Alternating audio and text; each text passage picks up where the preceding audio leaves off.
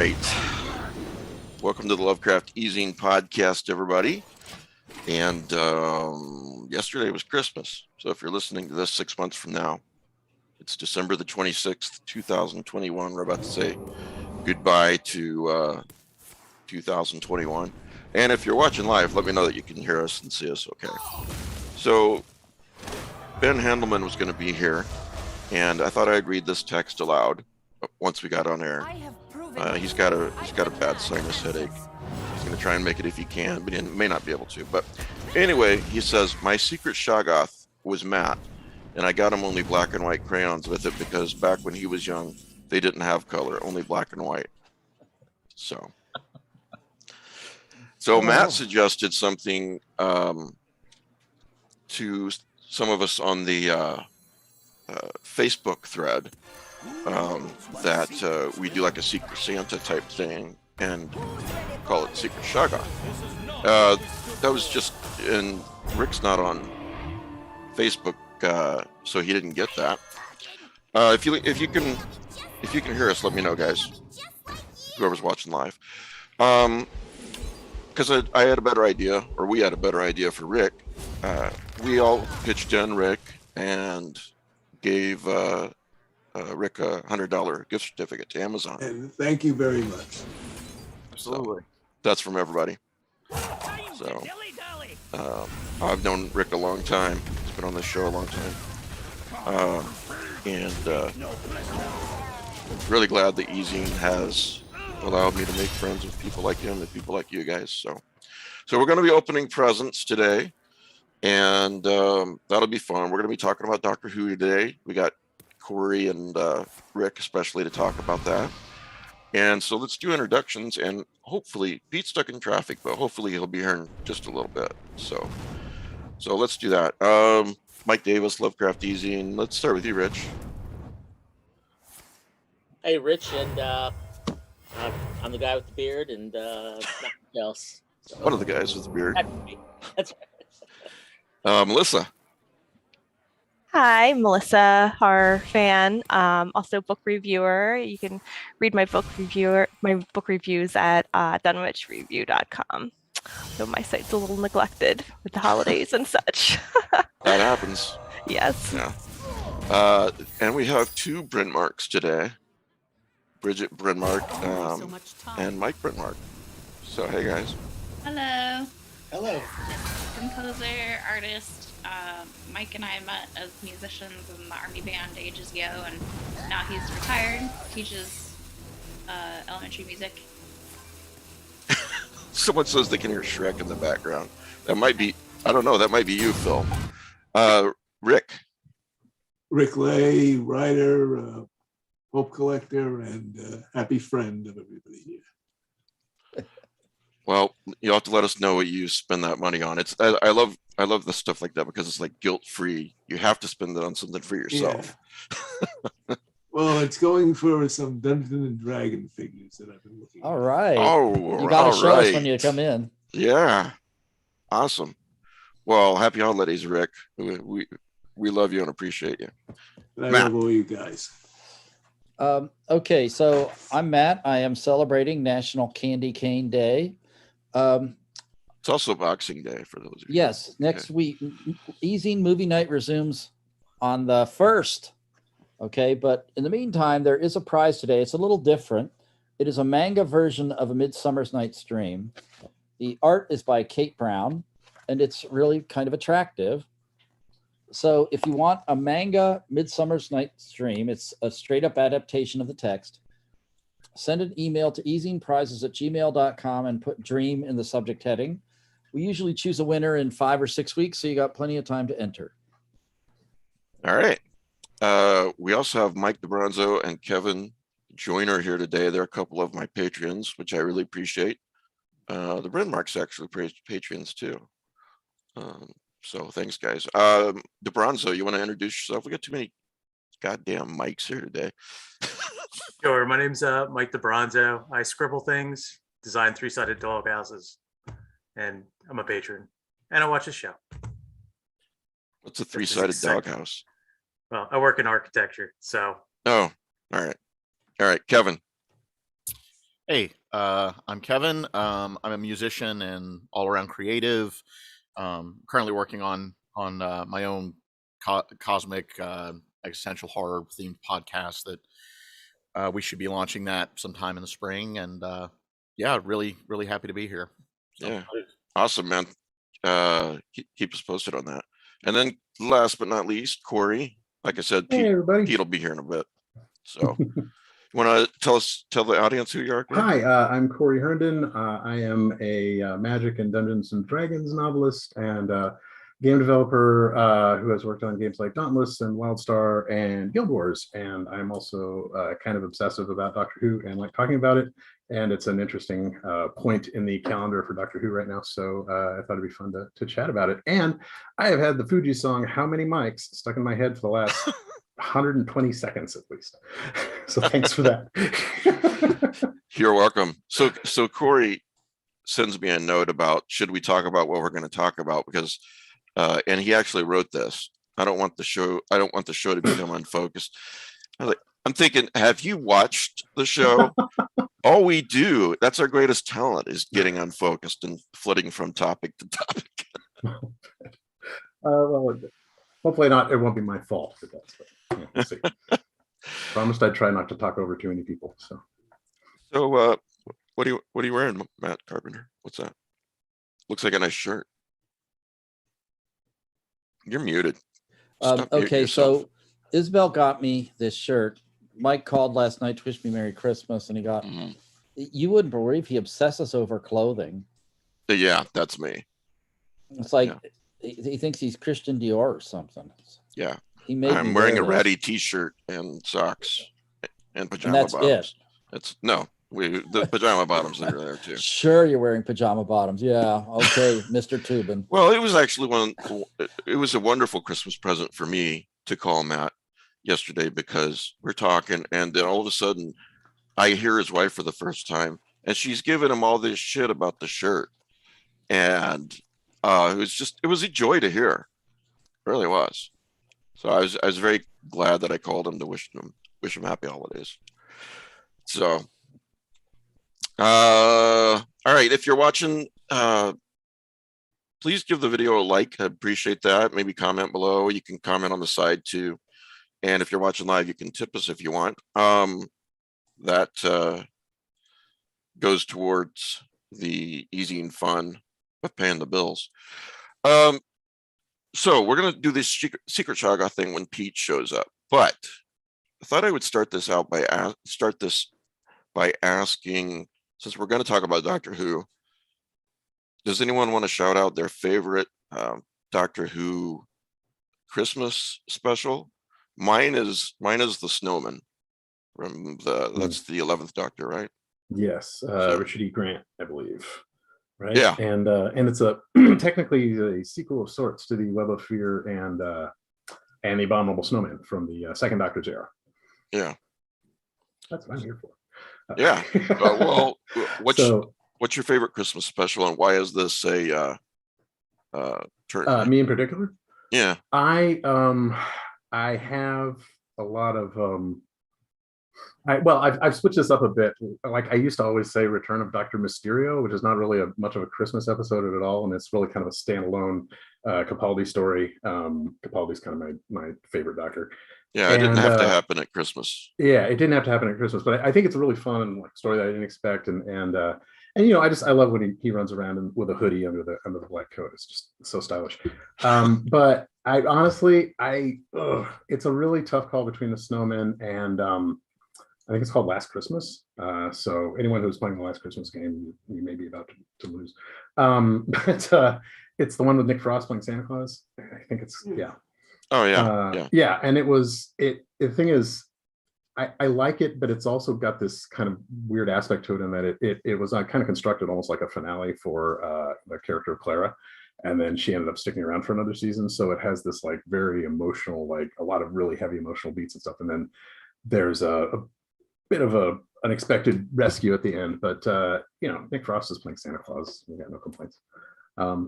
But yeah, there's and it's also interesting. A lot of the Christmas specials don't even involve Christmas, but a lot of the ones that people bring up seem to. Yeah, they play them around the New Year's or Christmas time of year. So Yeah, I don't know how they group them on. I'm in Canada, so I've been watching on Canadian streaming services, but they Crave up here has grouped all the Christmas specials together actually into a that's separate kinda listing. nice. And I probably should have brought that up on my other screen before I started talking, but I forgot. Why? And I want to go to anyone else for their favorites, but why is this? I think you said turning point or special time in Doctor It's Who. I mean, it's late in the relationship of or it's kind of a turning point in the relationship of Clara and the 12th Doctor. It's because it was kind of going to be initially going to be her farewell, and she was actually going to I think No, she was I gonna meant die. I Sorry, meant I missed it. no. You said right now is kind of a turning point, I think, in Doctor Oh, Who. right now, yeah. Sorry, I meant Yeah, no, it's fine. Yes. So first of all, it has been announced that the current team are departing the show. The 13th Doctor will be regenerating next fall, and Chris Chibnall, and I have never heard the man's name said out loud, so I hope I'm pronouncing that right. I think so. Who is a creator of Broadchurch, did a lot of Torchwood, including Children of the Earth, I believe.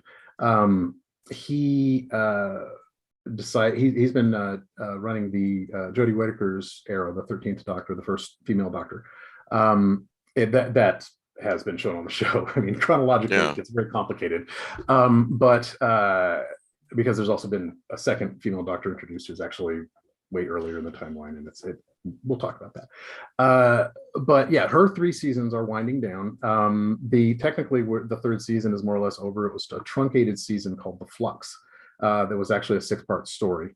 But now we're about to head into a New Year's special, which is going to pick up from it. It's fairly standalone, but I think when people look at these on Netflix in the future or wherever they watch them, these next few specials will be almost certainly grouped in with season 13 to give a more complete season. They did the same thing with the David Tennant specials that he finished out with. Series 4 of New Doctor Who is actually all David Tennant's specials.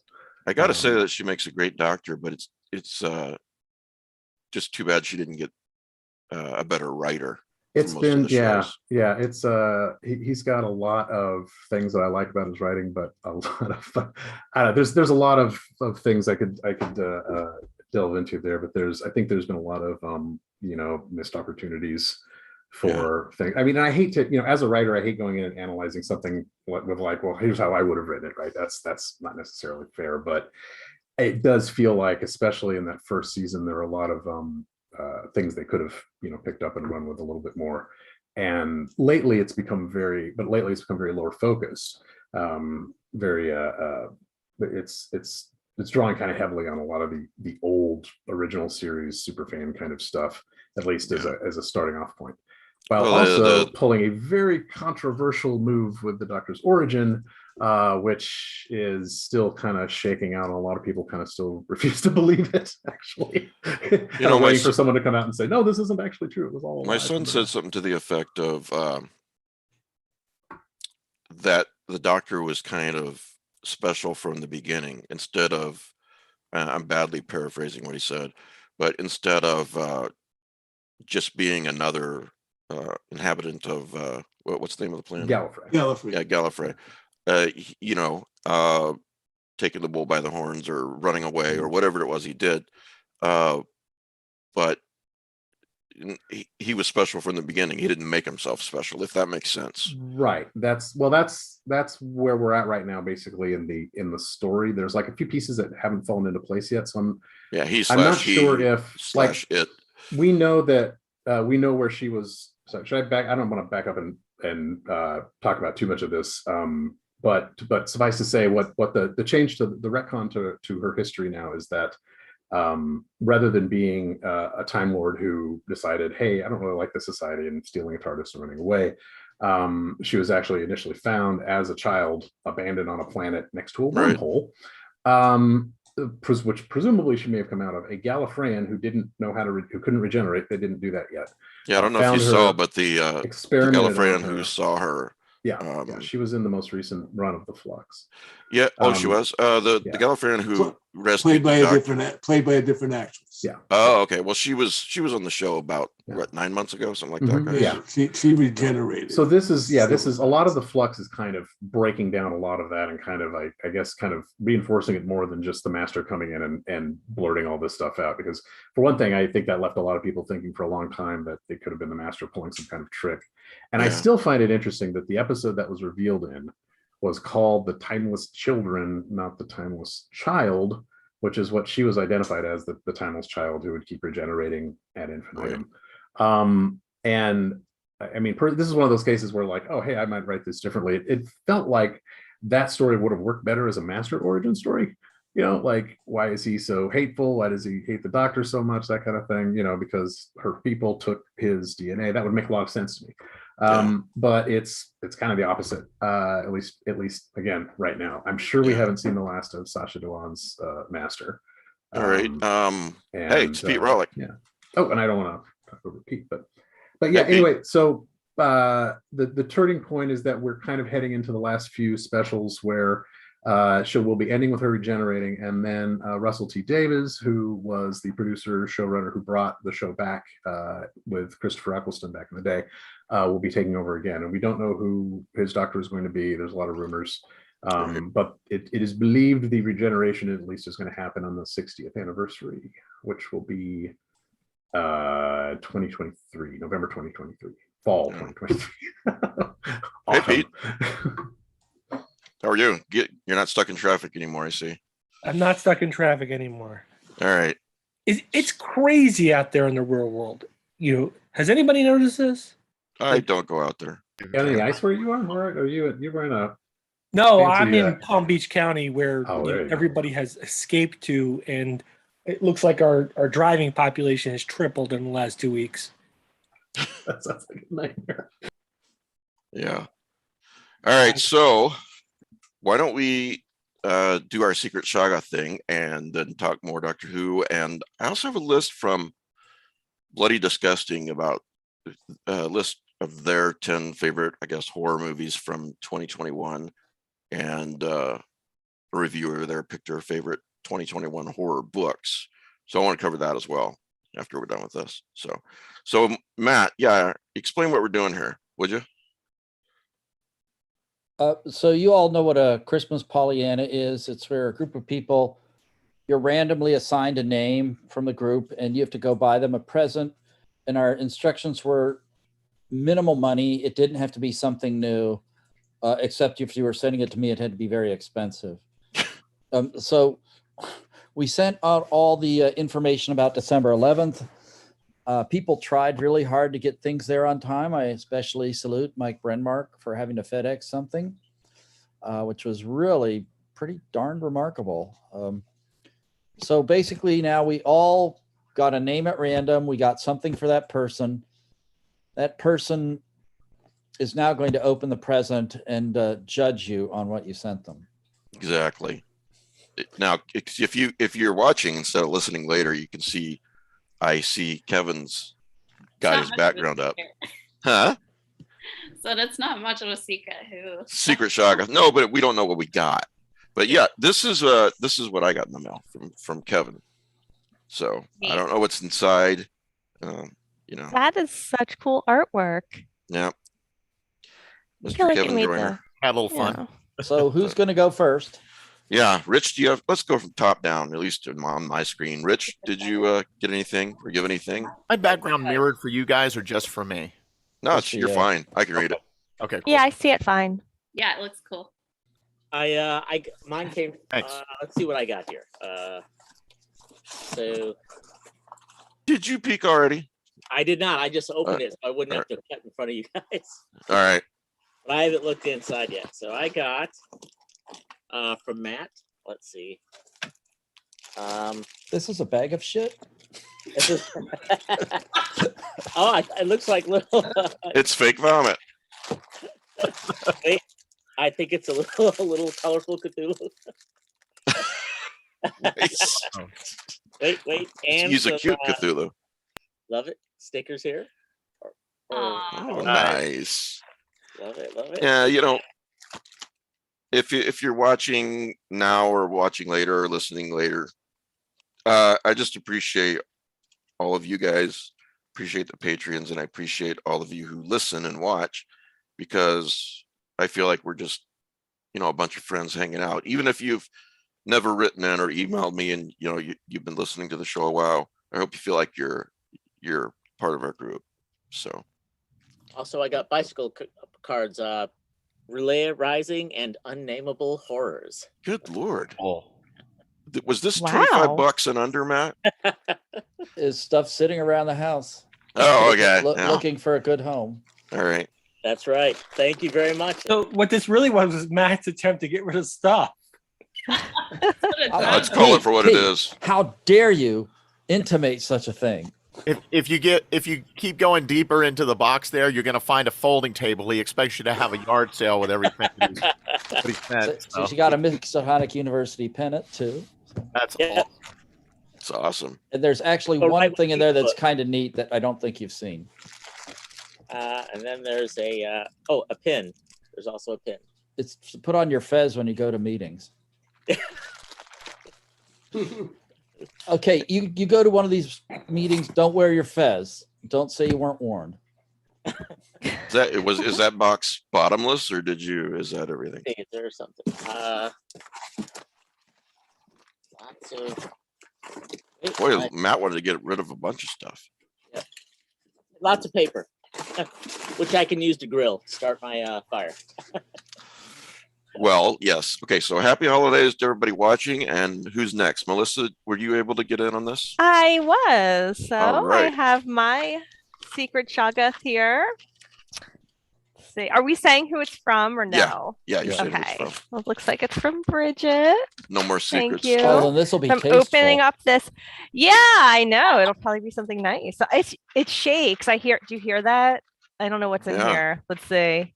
Oh, well, this is so There's cool. some funny Ooh, I love it. I What is it? actually, are we allowed to curse on this show? I Yeah, actually gave a shit fuck it, you earlier. can You curse. missed it. Gum. That's like so me. Wow. I totally. Oh my gosh. It is a claw finger puppet. This is Oh, that's cute. wonderful. I Oh, just that love is so it. cool. I'm gonna start considerably- like going up to people, Let's see. What else? Oh my gosh, there is like this. Now there's a lot of stuff in here too. Another bottomless present. Oh, you leave sparkles everywhere you go. Gum. I love it. So cute. Let's see what else. Oh yeah, there's like a lot going in here. Who's awesome? You're awesome. Little dog Gum. These are amazing. Where did these even come from? Oh, blue Q. They're fun little gums. All right, here we go. Oh my gosh. Little Shop of Puns. A little pin of it looks like a gremlin. Mhm. Oh, That's that's so awesome. cool. Midnight Snack gremlin pin. Man, this goes on and on. I think that's it. No, there's something else in there. There's something else? Okay, let me look. You have to look in between the cardboard. Oh, okay. Were there two gifts from the Oh my gosh. Wow. Coloring page and a piece of art. Wow, guys. Let's I will see, live let's in the see. past, Yeah, the let's see. present, and the future. The spirits of all these shall strive with me. I will not shut out the lessons that they teach. Look at this. Oh, wow. Guys. Oh. Is this an original? It is Well, yes, it's Your art. It's art by me. Yes. Wow, that's amazing. and Wow, a that's coloring great. page. Oh my gosh, this is Your wonderful. kiddos or you can have fun coloring it. Yeah, love it. That's amazing. Yay, I'm glad you like it. Yay. Very cool. So were there? Yeah, you're a wonderful artist, Bridget. I know you really are. This is beautiful. I had fun with that one going out of trying to figure out the ghosts of Christmas as gnomes was pretty fun. I'm a huge fan of gnomes, to be said. I have a gnome out front, like it's on my porch. I have a little stone gnome. I'm a huge fan, so this will go Nice. right with my decor. Yay. So did both of the Bryn Marks? Did both of you do the secret Shoggoth? We did. I got You got one? I Yeah, got he- one from Mike. He Brendan. got it open already, so he should. All go. right, yeah, maybe Pete should go. He can't wait. Well, I just box cuttered it. Box cuttered it. Box wait, cut box. Box We cut all it? we all did the same, so you don't have to open it on air like that. Yeah, Yeah. that's definitely We for did? Mike. Oh, right. I better do that. The unspeakable holiday from the great old ones. Nice. Is this a Christmas card? It That's is, yeah. It's by an artist that is a relation of Mike's friend, Mike's. A friend I grew up with. It's her partner, who's the artist for his art that he does, and we went to a convention recently that they were at, and Oh, that's awesome. one of his pieces. That's and gorgeous. Actually, I had him sign it for you, Rick. You look on the back there. Wow. It's weird, I think. It's That's pretty great. cool. I like that. That goes in the box. All right. Oh my God, Mike. What? Not you, Mike. Not me. the other Oh, Bryn Mart. Bryn Mart, one. Mike. So Elk Creek Cajun Stinger barbecue powder Nice. Ah, Perfect gift. and Black Label A&P rub. That Those is sound- awesome. Nice. are they like wicked hot? Those are my two go-to rubs that I use for brisket and for all pork stuffs. Okay. Actually, we put the Cajun stinger on our tater tots in the air And fryer. The AP I also put on bacon in the oven, and it's really Ooh. Ooh. Yeah, Very for versatile. for those You know who don't know the Facebook chat that we have, that and the bi-monthly Patreon thing, that's a common topic, is what's been barbecued this Yes. week, right? So Yeah. So I have just been, I had just gotten really into pork belly. And this sounds like it would be perfect on pork belly. Either one of them. And stinger, but either one. because it's gotten cooler here, not cold, cooler, it's brisket season. Because I can stand outside now for 18 hours and do a brisket. Nice. Thank you guys so much. You're welcome. You'll love that AP on your brisket. You'll love it. Pete's the perfect guy to send that to. I love that. Like, there's so many of us wearing long sleeve shirts. You got somebody in a flannel and everything, and you're wearing the Hawaiian shirt there, Pete. So Yeah. you're Did making. I mention I worked? Hey. I was working in the garden this afternoon. Yeah. Oh, Working hell, on it. yesterday, Christmas Day, it was 80 here in Texas, North Texas. So Thank I'm going to you. complain to management. We've been having around the mid 30s, low 40s here for about a week or so. I'm jealous because you just can't really, it's hard to get in that Christmas mood, at least for me being from the North, to get in that Christmas mood when it's not cold. Look, all you have to do to get yourself in my house, get yourself into my traditional Christmas mood, is have about 8 adults drink 5 highballs each, and then start talking politics. Oh my God. And Tis the season. Yeah, that sounds fun. yeah. Oh, okay. All right. So I don't know. Renmark? Matt? Or no? Oh, wait a minute. Where are we at? Did the There's Bryn Marks open theirs yet? No. Yeah, let's go there. Okay. I have one from DeBronzo. I'm sorry. It wasn't a perfect system. Oh, that's great. Aw. Hey, wait a minute. What's So- that you're wearing, Bridget? I'm wearing the Lovecraft eZine t-shirt. Oh, All right. Nice. Thank Celebrate you. the holidays. That's so nice. Happy Cthulhumas and Merry Forgotten Christmas. Xmas. Ooh, it's wrapped even. You got fancy. Probably got you, Cole. Right now, coal is a valuable commodity. Oh, this feels like a figurine. How's that shape? It's exciting. Hey. Oh wow, that's really cool. What is Thanks, it? Bronzo. What is Darn. Nice. Ooh, it? that's nice. Whoa, That's that's nice. You're welcome. Deep cuts.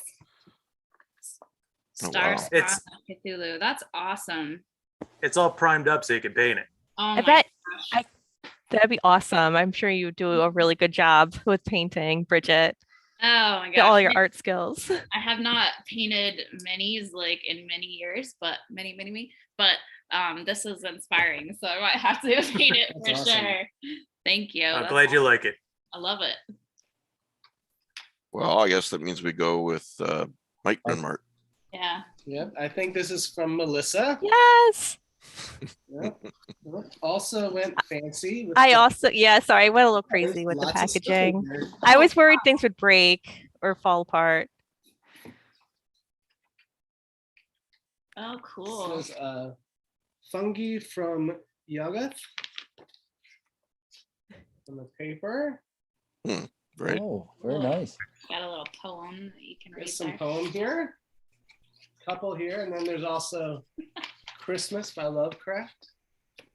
Nice. Awesome. Oh, Yeah, that's keep it in that. Is that limerick? Or is Yeah, that something else? looks like it. Yep. Okay, so there's like several packages in here. Fun. Oh, I have a little Wow. tiny one. A little one first. You even And I'm wrapped the really tiny bad. one? I did. I don't even remember what that is. Hopefully.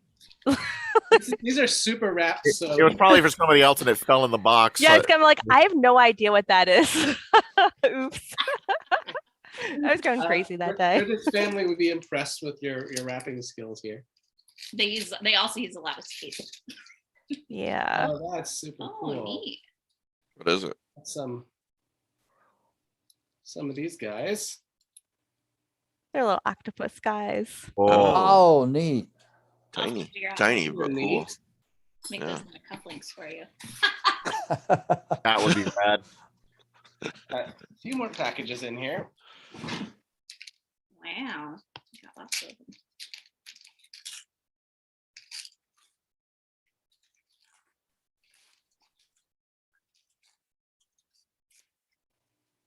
Ooh, a really Ooh. awesome dragon bookmark. Oh, nice. How Cool. pretty. Nice Celtic knot there at the Nice, bottom. thank you, Melissa. We'll go with this package. I like the sloths on the. Yeah, I was trying to go. I like sloths though. Christmas sloths. Ooh, look at this. Ooh, nice. Some garlic chili pepper Traeger Ooh. rubs. Ooh, I have that one myself. That Oh, see, I was like, good. I had a Good. feeling. I was like awesome. Traeger. I'm like, that's a good brand. I don't know Yes, much yes, about it is. spices, but that one, Barbie. that would be good. Melissa, you don't know me.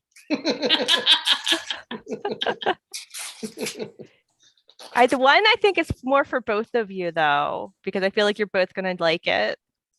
Oh yeah, I'm a big fan of garlic, so definitely. hopefully. Okay, he'll good, good. Oh yeah, that one. Ah. If anybody's seen Bridget on the podcast, you've met Boulder too. So there's actually a cat on here that looks like Boulder. That's snuggle. Hmm. Awesome. Snuggle is real, They just saw Boulder a little while ago. and it's all puns. So That's Yes, to Yeah, go definitely. also with our theme, puns and smoking meat on a grill, Yes. right? definitely. gave me some new ammo. And I got one more. Wow. Lots of stuff in there. Melissa is generous. Well, some of the stuff again that we're passing along. I read all the Snuggle is real, but some of the stuff is Oh. newer. Mixtape, the song and scenario card game. Neat. Cool. That is awesome. Yeah, I think you guys, just because you're both so musically talented, are gonna love that game. That'll be fun. Yeah. Plus, we're old as hell, so You know what a mixtape is. Not many people Yep. do at this point. you're awesome. Thank you, Melissa. Those are awesome. Glad you like it. Yay. What'd you go? Matt, I think you're next. I got a rock. Did you? You got Cole. Okay, so Appropriate. this is a box that was sent by Ben Handelman. I also cut it open like everyone else did, just to avoid having to cut it open on screen. So what it includes is, oh, he wasn't kidding. Coloring books. Oh, neat. Not only are there coloring books, Coloring book out of space. there's crayons. He wasn't kidding about Aw. the crayons. Wow, the art is really quite good. That's cool. That's cool. Yeah. That's very awesome. Thank you, Ben. I wish you were feeling well. I wish you were here. Next week, we're going to need to see at least 3 of those colored. So, In the lines. The lines are for if you're weak. okay, Kevin, you're next. Okay, so mine was from Rich, and let's see. I opened it, got the tape off here. See if I can actually get this to come out. There we go. All right. Let's see what we got here.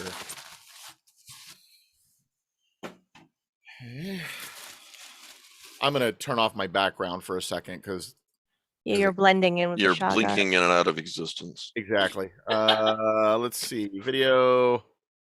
No backgrounds and filters. None. There we go. There you go. Ah, Right now. Big roll of toilet tissue. All right. Oh, this is going to be good. Whoa. That's cool. Okay. So that's Buddy Holly. Who is the other one, Rich? That's Waylon Jennings. That's a few days before Buddy Holly died. Yeah, exactly. This is what? Wow. That's Waylon Jennings and Buddy Holly at New York Central Station a few days before Buddy died. Yeah, I knew it was right before that. Yeah, because Waylon that was one of the reasons that he He gave up his seat. rock and roll, and he's supposedly the one that gave up his seat. Yeah, wow, Yep. that's awesome. So I'm actually a big Buddy Holly fan, as is my dad. And the first song I ever learned was Peggy Sue. I might have mentioned that to you. I did I? Yep. Okay, yeah. Yep. Man, that is rad. Well, that will be framed and hanging back here with Beksinski's creepy flautist very soon. Awesome, man. Thank you so much. Merry Christmas. Christmas. Yeah. Okay. Cool.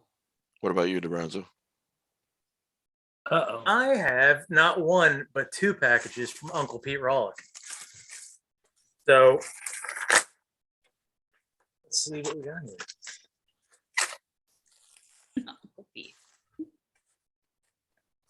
Oh wow. Can I read this one, Pete? That's pretty awesome. Okay, so no. Oh, I got that edition. Return of the Well, Jedi? I've had So- that since 6th, 7th grade. Here's the Is that thing. Ellen Dean Foster? That is James Caan, as in I'm not old. James Hold Caan, on. the actor.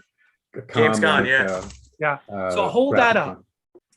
Sure. Hold that up. That is a first edition of that book in paperback. It was paperback first. It is the best copy I've seen in 20 years. Wow. Oh wow. Wow. It is. Damn. It is. I think there's barely a crease in it. It's So- meant to be looked at, isn't it? It is. Now, Corey's got it That's too. awesome. what Yeah, it do you- doesn't look like it was red. Yeah. Yeah, it's like there's barely a crease. Wow. perfect. Yeah. So This I is knew cool. you.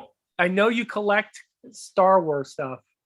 Yeah. So I figure There's anybody can get you a reading copy. there's photos inside. Don't. I will, Don't- I will don't never turn the see book. those photos. No, I'm showing you because mine came from the Scholastic Book Club when I was Oh, in you- elementary school. It's also a first edition, but it's got like my name written in it and stuff from Oh, awesome.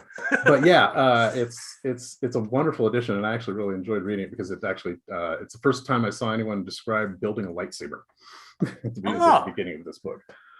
No, it's going to go on the shelf, never to be opened. I So promise. Pete sent you 2 packages? I sent in 2 two packages. So here's package number 2. And what we got here, Pete?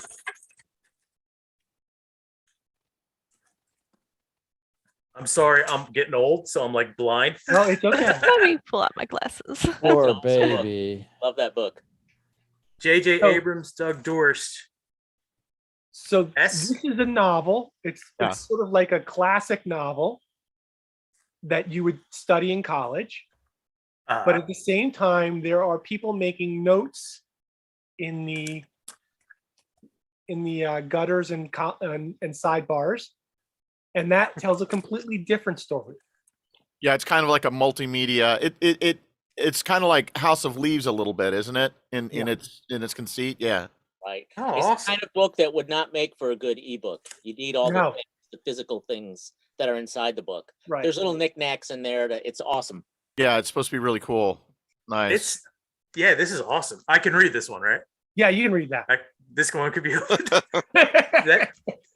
Thank you so much, Pete. These are awesome. I really appreciate it. Well, I is that everybody but me? I think it is. Yeah. I think so. Yeah. I sent something to Ben Handelman, but he's sick. He's not here. So maybe we'll leave that for next week. But I received this in the mail from Kevin Joyner. So pretty cool, Kevin. Thank you.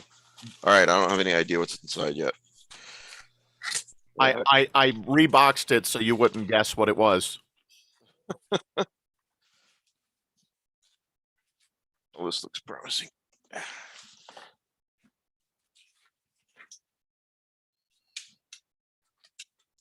Rubber bands. It's a poster. I think there's more than one thing in there. Oh, holy cow. Check that out. Nice. Nice. That's gorgeous. So much. So that's actually made by a friend of mine by the name of Terry Huddleston, who does tons of stuff. He does a little bit of everything from pop culture, but he does a lot of what he calls his DC and Marvel icon series. Yeah. I asked him if he had a Cthulhu, and he doesn't have one yet. He's planning to do one, and he does do commission stuff. But there's a bunch of there should be a bunch of like stickers and things like that if you want to check out more of his stuff. But yeah, he's So cool. I guess he was Abby's, my wife's brother's best friend for years, and then Abby worked with his wife when Abby had her first job and everything. But yeah, I was like, That's a great Batman. I knew you were. Hopefully, Batman hopefully fan. I'll even get to keep it after Logan sees it. After my son sees it. I hope so. Well, Merry Christmas. Thank you, Kevin. That's awesome. Absolutely. So If you I look at must the some of the line, like it's in the line art, some of it is engraved. If you look at it real close, it's he gave me a nice print on that. So Oh wow. I must have let it slip at some point that I like Batman. Huh? Once or twice. it seemed to have choice. come up. What? Oh yeah, I guess so. Check this out. I got this for my wife. That's pretty. Oh, that's awesome. Brad. Dracula. Huh? Who's I that gave that illustrated? to a friend of mine. Yeah. Dracula Oh, illustrated edition by Edward nice. Gorey. That's amazing. It's beautiful. Yeah, it really is. Mom Look at got the me. sides. Yeah, that's awesome. Yeah. Oh, that's That's- cool. Oh, nice. My mom got me the Leslie Klinger annotated Lovecraft. for Oh, kids. that's Nice. great. We had him on a Ooh. couple of years ago when that came out. Great So book. yeah, so I got that. Several other things, but I wanted to show you guys that. So all right. Merry Christmas, happy holidays, however you celebrate. Now I want to talk about a couple of horror things and then get back to Doctor Who, if that's all right with you guys. Dracula. So first of all, this Don't Look Up movie is on Netflix now, right? It's a kind of a funny apocalyptic movie, is that right? Yep, I've seen it, yeah. I enjoyed it quite a bit. Yeah, I didn't know it was on Netflix yet, so I'm gonna watch it tonight. I'm like halfway through. Yeah. It reminds me so far in some ways of Wag the Dog. I could see that. Interesting. It's by the same director who did The Big Short and Vice, so it's kind of a star-studded That's cast. the guy who used to be partners with Will Ferrell, right? Adam McKay, is that his name? Oh yeah, but I'm blanking now. sorry, I should have mentioned that if I didn't have the name handy. Terrible. I mentioned it Everyone first. I loved it. can't remember the name, but yeah. It sounds like everyone who's seen it likes it. I'm gonna watch it I like tonight. it. It's got 50% on Rotten Tomatoes from the critics, but I mean, Yeah. I thought it was great, but I like acerbic satire, so Yeah, me too. Oh, I should have said, speaking of Batman, Kevin and everybody, I was reading an article online that was quoting I think it's Empire, they did an interview with Matt Reeves, the director of the Batman, Awesome. where he explains the Batmobile, and his inspiration was actually Stephen King's Christine. And so here's the quote: "I like the idea of the car itself as a horror figure, making an animalistic appearance to really scare the hell out of people Batman's pursuing." So I thought that was interesting. That makes sense from that scene in the trailer where Penguin is, he's running and he's escaped the big explosion and he thinks Batman's been blown up, and then the car just leaps through the flames. Yeah, he's like, "I got you, I got you." Yeah. So I'm really looking forward to that one. I think it's going to be something special. All right, so Farrell Bloody in really light Disgusting's got makeup. sorry? I said Colin Farrell in really light makeup too. Yeah. So Bloody Disgusting has got their top 10 horror movies of 2021. All right, number 10, Malignant. I keep meaning to see this and keep forgetting. Is this any good? Nobody's seen it? I've seen it. Pete's seen it. I have my wife on. I'm not sensing enthusiasm, Pete. Pete's reaction was he read the story by Robert Bloch called The Mannequin instead. Yeah. All right. It's an okay film. I just think that it's very derivative, and it's about 5 minutes of good horror, and the rest is an action movie. Okay. About accurate, yeah. Number 9, The Night House. I've seen this. Has anyone else seen this? Yeah, I saw it. Yeah, I agree, Bridget. It had such promise, but it kind of petered out. Yeah, it didn't. I mean, it had it was creepy. It just didn't really seem to go where it was trying to go. Like, it didn't really bring it together, in my opinion. Yeah, and it was one of those movies I was really looking forward to watching for a long time, kind of like Antlers.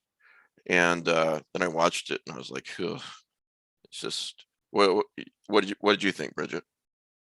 Yeah, about the same. There were a lot of thoughts that just didn't come together. There were definitely some creepy moments, but Yeah, as a story, I don't see how it makes a top 10 list, honestly. I mean, it's original. It's unique different. concept, I guess. Yeah. It had a lot of potential. It's got some original ideas, but the problem is they didn't really go anywhere far with it. So, all right, on their number 8 is The Medium. Anyone seen this one? Mhm.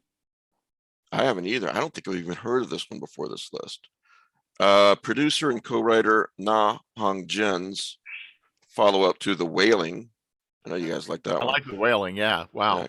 Continues the exploration of faith and clashing beliefs. Only this time it's a documentary-style nightmare set in Thailand. Ooh, I might like this. Co-writer, I'm not even going to try to pronounce this name, bides his time, letting audiences attached to the family at the center of a possession case. Letting audiences get attached to the family at the center of a possession case. Sorry. Then he layers in the fear. At first, the scares are subtle, then it builds. Eerie found footage style video of Mink's nighttime activity grows more disturbing. Even still, it can't prepare for the absolute insanity of the climax. An onslaught of spiritual exposition, whatever that means, and gruesome horrors. It's gory, shocking, and unpredictable. It'll also break your heart. I don't know. I'm thinking about to check this one out. Yeah, that sounds good. It looks like it's on Shudder. Yeah, that looks really good. I loved The Wailing, so. Me too. I did on the big Facebook page. I did a kind of a happy holidays wherever you are. I hope you're having a good holiday type message, and got a lot of nice comments. The one that touched me the most was she loved the page because this one viewer loves the Lovecraft eZine Facebook page so much because of all the movies and books that we recommend. So there's another one. All right, I haven't seen this one yet, but I know a lot of you have. The Power is number 7. I liked that. That was pretty good. Was that the one with the nurse in the hospital? 1973. Yeah. I like it. Power outage. Yeah, I liked it. Yeah, it was good. You guys don't sound overly enthusiastic, though. I thought liked it. I'm sorry. Go Go ahead. ahead, Pete. No, go, Mike. I know. I mean, I liked it. I mean, it was good. Yeah, Yeah. it was. It's not like the most groundbreaking thing, but I don't really have anything bad to say about it. It was a good, Yeah. just a good horror I movie. enjoyed it. Okay. If you notice that she's reading Carrie at the beginning of the film, you can know exactly what to expect. Oh, All right, I'm gonna that's pass. true. Well, thanks for spoiling it in reverse. Pass. Don't pass. It's a solid. Don't enjoy. pass. Yeah, it's It's worth checking out. Right. I mean, it's a little bit of it's a very clumsy-handed foreshadowing, but Okay. it's a Not decent enough. film. I wouldn't pass on it. I just know what you're getting into. Yeah, All right. if you want to, a good horror film that you're gonna enjoy, but you don't want one that you got to like, think deeply about or anything. I mean, it's a good one that you're gonna enjoy. It's a Tell good me film. this. Good I Halloween season film. I like. I think hospital settings in horror have a lot of potential. Oh yeah, I mean, having been in the hospital a couple of times, when it gets dark and at night, it can be a very spooky place. Having worked in hospitals and knowing what the people who work in hospitals do and have to go through, they are horrible places. and You got to have an advocate for yourself at the hospital. Man, my wife about tore up a couple of people's throats out when I got put in the hospital for the first time. wasn't this one a post-war Britain hospital, if I recall, right? Yeah. So it's think got so. that. It's got that, older British sort of feel to the hospital, which adds an extra creep factor to it, I'd say. Well, and the See, whole that's- point is that they're turning the power off for the night to save. Oh, power yeah. in the Right. city. Yeah. Yeah. So Right. It's not just a hospital at night. It's a hospital at night where there's no power. Right. And people like are they've working. evacuated most of the hospital too, right? Mhm. How does the Wi-Fi work? How does that work then? No, here's why I brought this up. Is this is the atmosphere done Yes. right? Yes. Yeah, the atmosphere, the visuals, like has a real like kind of like dark and like the crimson reds, and it's like a very like it's very nice to look at.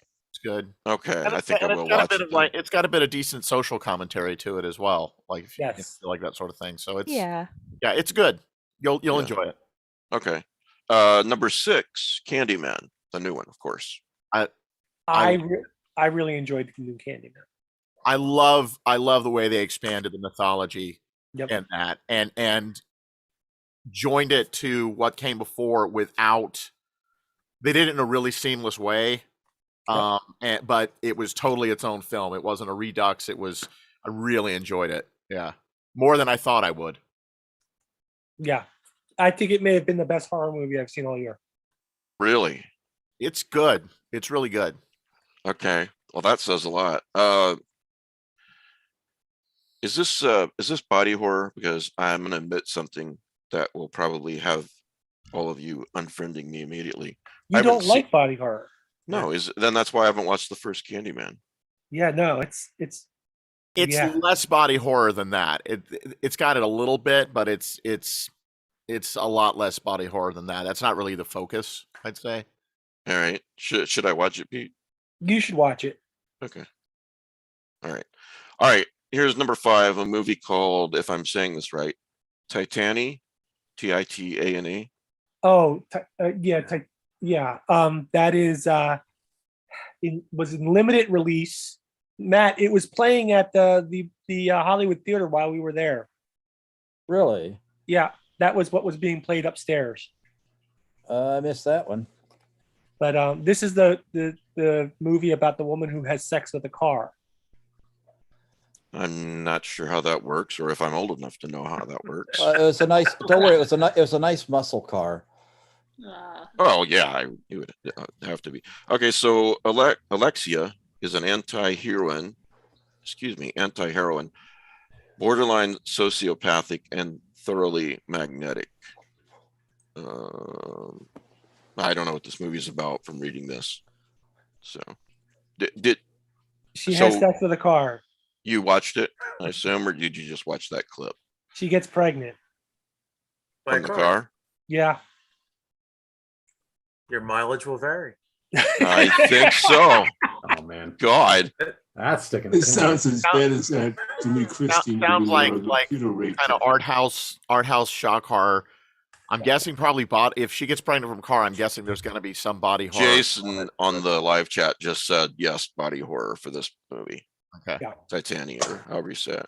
Thanks, Jason. I will avoid. Okay, here's a movie I enjoyed so much. I watched it twice. Speaking of atmosphere, The Vigil. The Vigil. Is Yeah. that the one where the person has to sit with the Yes. Oh, yeah, It's- to sit Shiva. Yeah. Yeah, Yeah.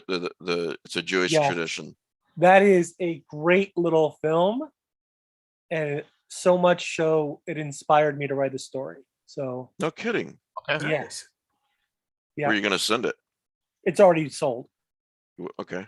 What is? Can you tell us when we can Yeah, read it and what it is? Yeah, I can't tell you any more details, but it's basically about a guy who gets called to in the summer of, I think, 1923. It gets so hot that the railways start to work, and they shut down businesses all across the country, but particularly in New England. Mhm. And it's so hot that they can't bury the dead. I look So forward to reading it. the one guy who is sitting Shiva has to call his friend because they can't bury the body.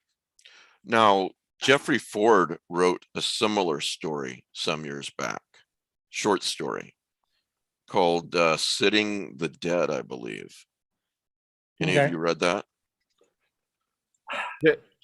Yeah, I think so. It's been a few years, but it's a really Sit the Dead, excuse me. There's a southern tradition, southern United States of sitting up with the dead as well. I don't know if it's as common today. I know my dad, and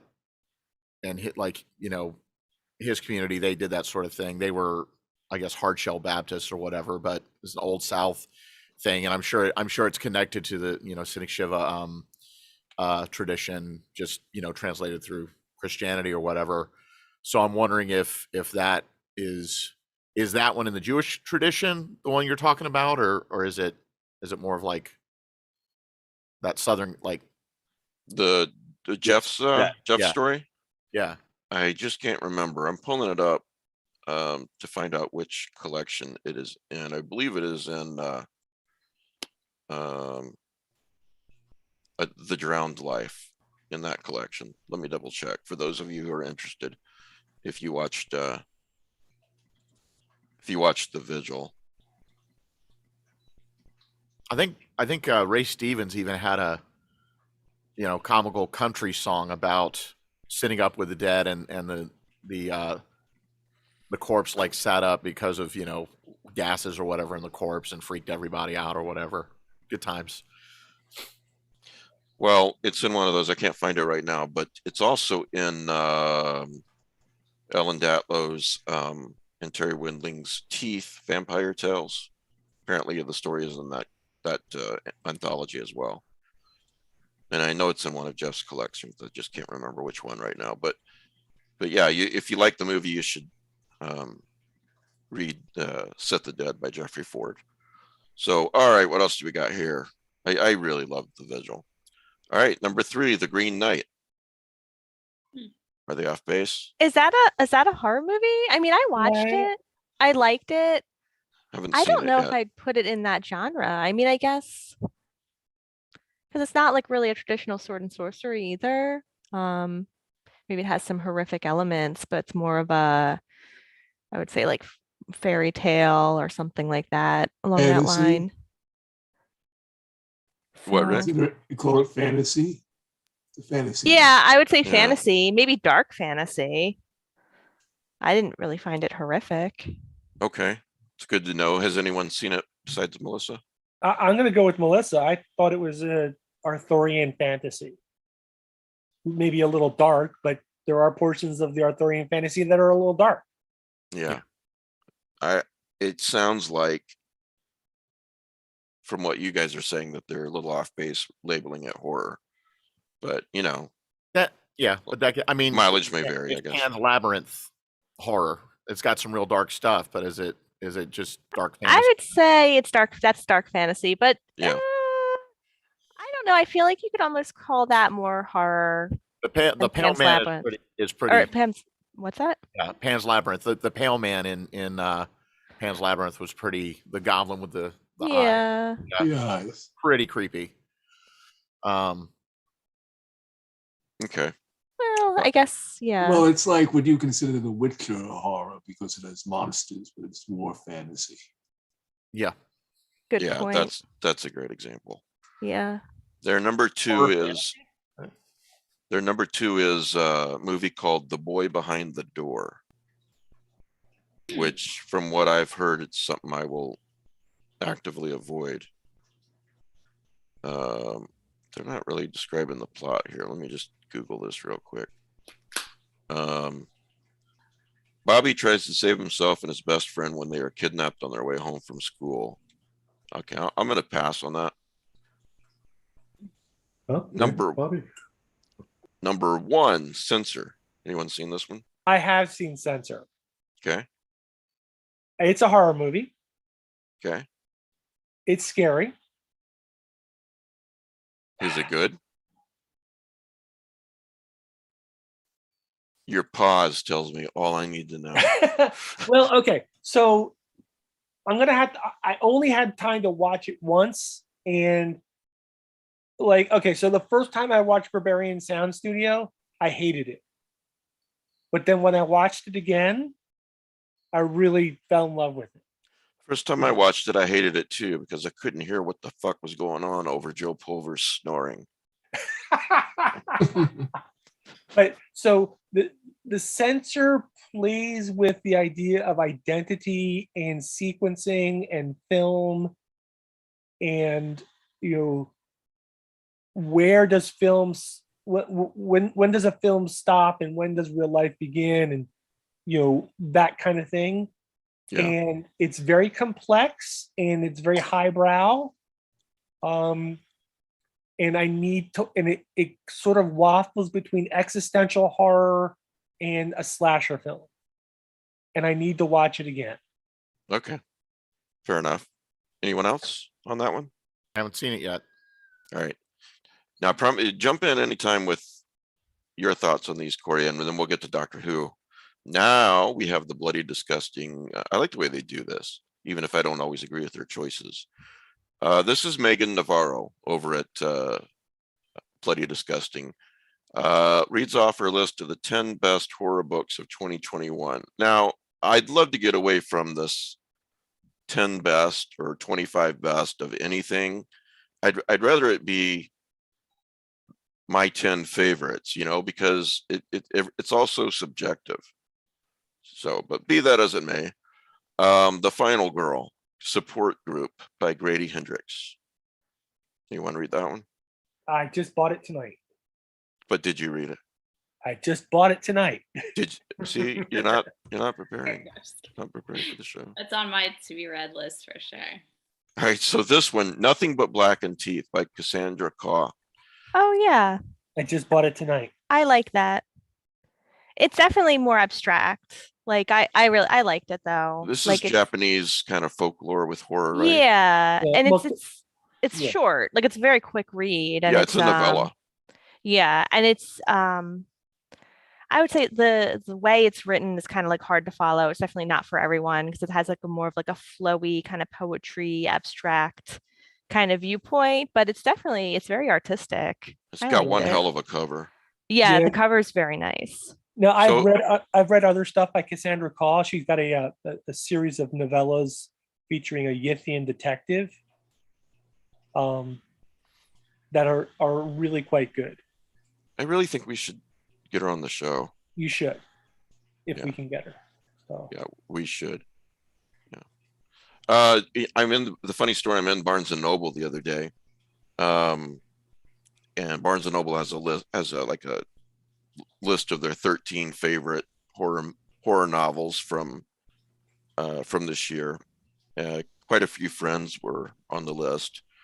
This wasn't, but next to it, I found Nothing But Blackened Teeth, and I wondered why this seems so familiar. I'm like, I gotta have this book. This looks great. And then I checked my email on my phone real quick, and the publisher had listed that and several other books, like A Black and Endless Sky by Matthew Lyons, which is gonna come out in March, I believe, and it's really, really good so far. They sent me that arc, and I'm like, Danielle, I really want this book. It's $20. I'm like, I have an idea. So I emailed the publisher and I said, by the way, can I have this one too? And 20 minutes later, she emailed me back and said it's on its way. So I don't know. So if you guys don't know, for a very limited time only, all hardcovers at Barnes and Noble are 50% off. Really? Everything. Ooh, okay. Oh. So That sounds dangerous. Like online or just in the no, store? not online. In Okay. stores only. It wasn't that way the other day, or at least I don't know think it was. this is it. Today was the first day.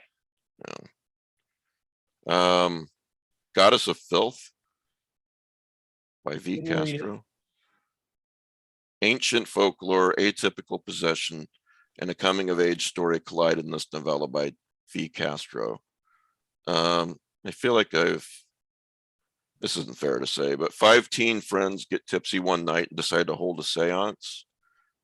When I read that sentence, I lose interest.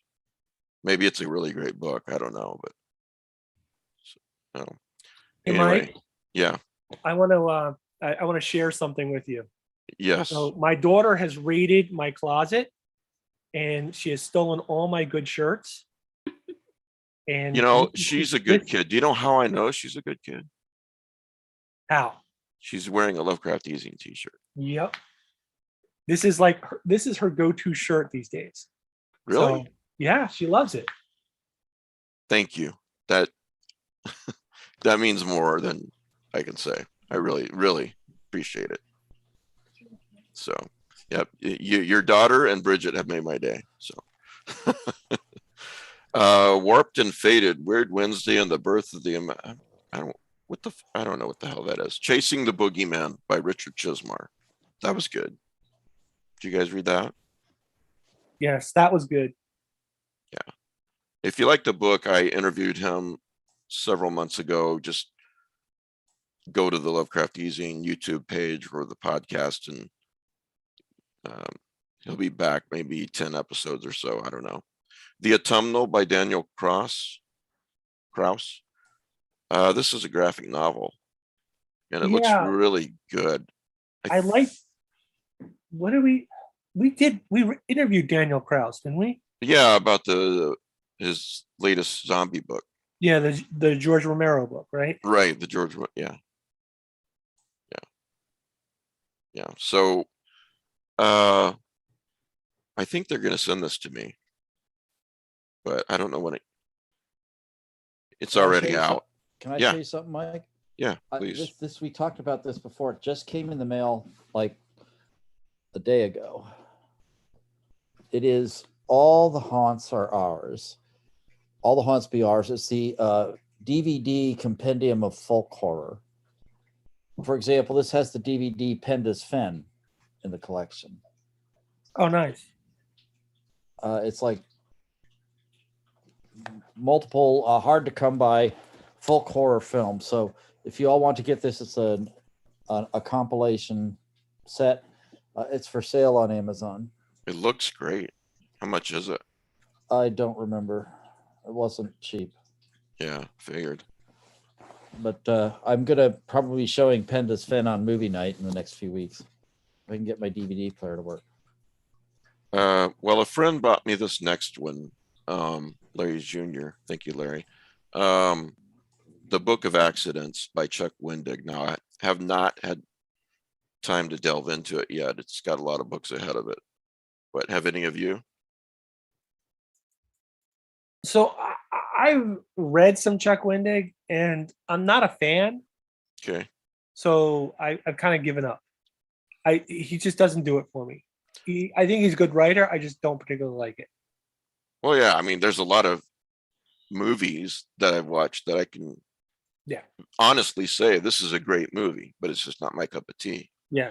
You know, Nathan grew up in a rural home with his abusive dad until he could finally start a life of his own far away from the abuse. Then his father dies, leaving Nathan his house. He relocates his family there, and things get weird almost immediately. Nate sees the ghost of his dead dad. His empathic son encounters a new friend, in quotes, that may not be all that human, and time and space get wonky. And these writers with their technical terms. Repressed trauma and family bonds ground Wendig's propulsive and layered tale of ghosts, demons, dimensional disturbances, and lurking horror. So I got the book. I'll check it out. It sounded And- almost like Hamlet at first. Nearing the end of this list, I'm glad to see that they have this on this list. The Last House on Needless Street by Catriona Ward.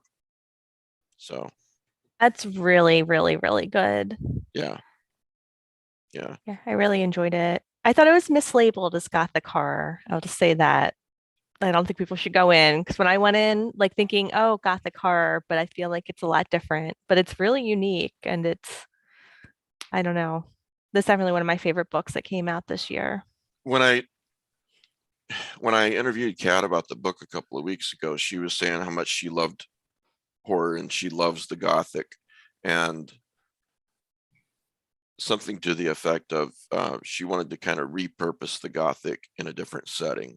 I'm paraphrasing, don't quote me on Yeah, that. that makes sense. Like it's definitely like a repurposed, like new gothic kind of feel. Yeah. That interview was great, by the way, Mike. Oh, thank you, Kevin. Yeah. She's so talented and she's so fun and she's so humble. I love talking with her. She's got a new book coming out in sometime in early or first or second quarter of 2022. So I'll look forward to And reading Needless that Street and getting was back on by her. Stephen King, didn't it? Yeah, he blurbed it. Paul blurbed it. A lot of people did. Yeah, Stephen, that's awesome. I think Stephen did. When I say Stephen, I mean Stephen Graham Jones. Stephen King says a true nerve shredder that keeps its mind-blowing secrets to the very end. So yeah, it's a pretty unique book. And actually Andy Serkis said this is the kind of book that only comes by once in a lifetime. And his production company's doing the film, right? Exactly. Yeah, it's cool. Didn't you do one of those deep background dives with Kat on? Did you do one with? No, but she would be a good one to do that. I did it with Nadia Bolkin recently for the Patreon. Yep.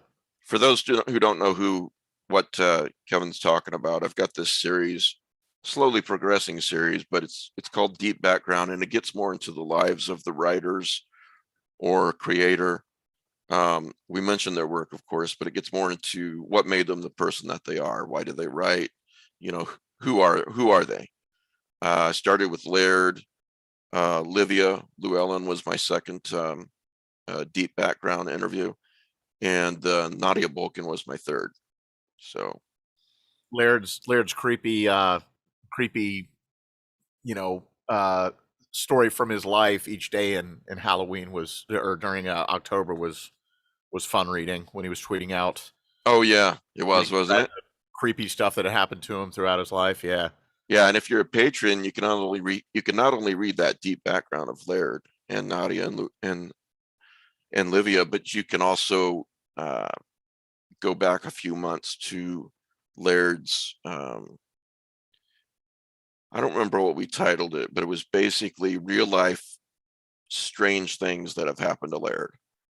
You know, That was fascinating. Like I remember just being on the edge of my seat listening to his stories. Like, oh my gosh, he's a great storyteller. Yeah. Only $5 a month, people. But yeah, he was like, one of the weirdest things about it is, creepiest things about it is that a lot of the stories, if there's a paranormal explanation, it's creepy as hell. And if there's a non-paranormal explanation for what happened, it's possibly even creepier.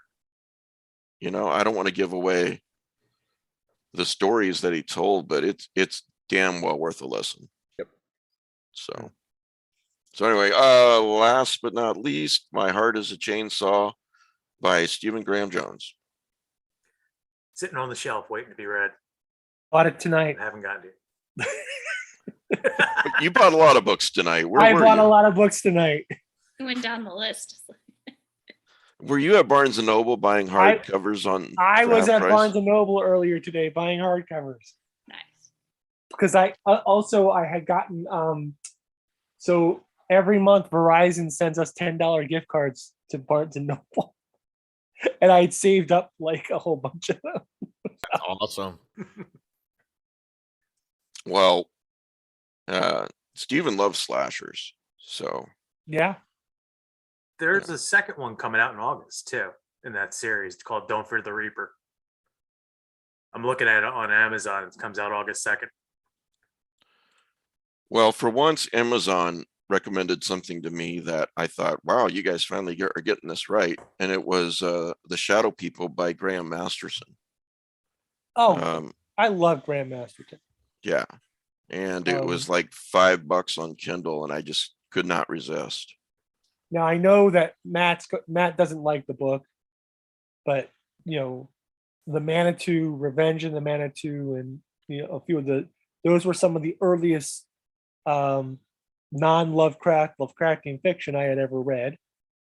And the prose, it can't be described. It's like you've never read such prose. Is the Shadow People Lovecraftian?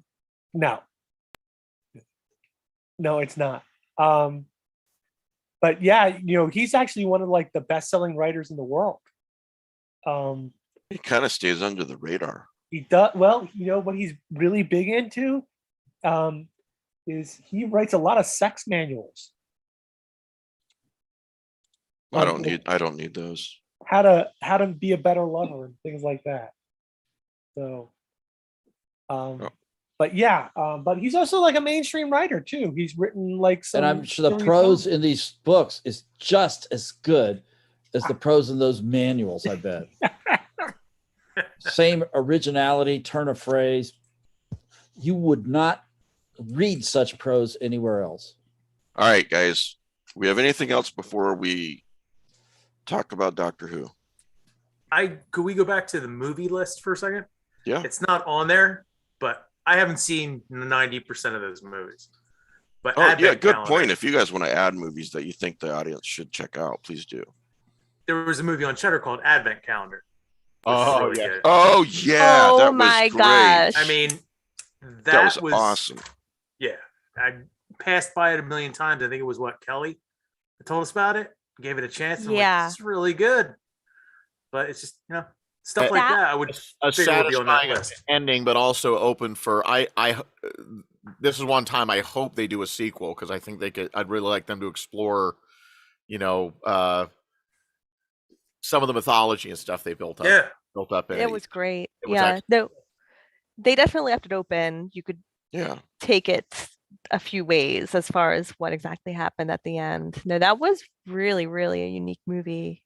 Yeah, I was going to say it was a good movie, Melissa, but then when you add in the factor of it's just a very original premise, Yeah, different that's is good if true. it's done right.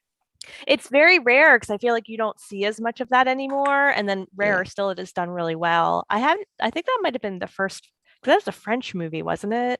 I don't think Yeah. I'd seen any other French horror movies. It was really excellent.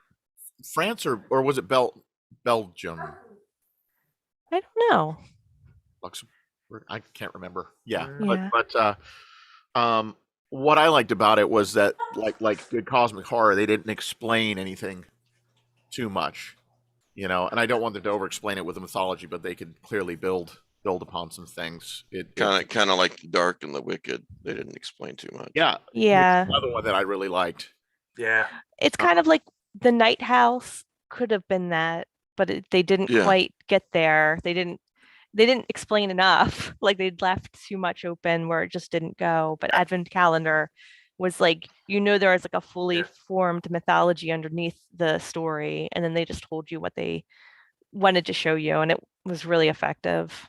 I can understand a lot. A lot of audience members don't like to be confused or have questions at the end of the film, but I like that feeling of, it keeps me thinking about the film long after I'm done watching. When it's done well, it's great. Yeah, exactly. Well, like the ending to sorry, I just blanked. Midsummer. No, the one in the Thing. Oh, yeah. You know what happens at the end of the Thing. Yep. Yeah. You know. Still talking about today, Did you ever see that Exactly. like really in-depth analysis where the guy like did his best to prove that it was really Childs who was the thing? And it was pretty convincing, and it involved like coats hanging up on different coat hooks and all these different angles. But yeah, they totally sold me. Carpenter answered it, didn't he? Eventually, Oh, but did he? I think Did he he did it definitively just answer? to like get people to stop asking the question. Like you got the feeling that it was just like, yeah, sure, it's He pointed I out think that it's kind of like saying that Dumbledore was gay when it's not referenced at all in the novels. To come out, the author to come out years later and say, yeah, Dumbledore is gay. Very brave. It has to be within the movie, right? The clues to whatever answer, like the Thing, who is it, has to be in the movie, not the director going, oh, it was him. you know what? I go with what was pointed out, and I think it was by Carpenter, was when you look at McCready at the end and you look at Childs and they're talking, you see McCready's him exhaling. When you look at Childs, he doesn't exhale. Yeah, but I mean that could have been lighting. There's a lot of stuff that goes like that on the. It could have been. You usually, like when you're acting, like you'll put a piece of ice in your mouth, which will cool your breath, so that's to prevent that. And it could be that the other actor forgot to put the ice in their mouth, and that was the only cut. That could have been intentional, in other words, or it could have been just a mistake. And us discussing this is exactly proving the point of leaving some of these things open in the right way, because people are talking about them years later. I still don't know what the fuck was going on with the Dark and the Wicked, but I love it. There was like some Lynchian stuff going on with that, where it's like, wait, why is like things that were just like, I have to watch put it there again to make you think, and you just Yeah, don't me too. know what it was. Yeah, but I enjoyed it. Somebody mentioned Midsummer. Was that you, Corey?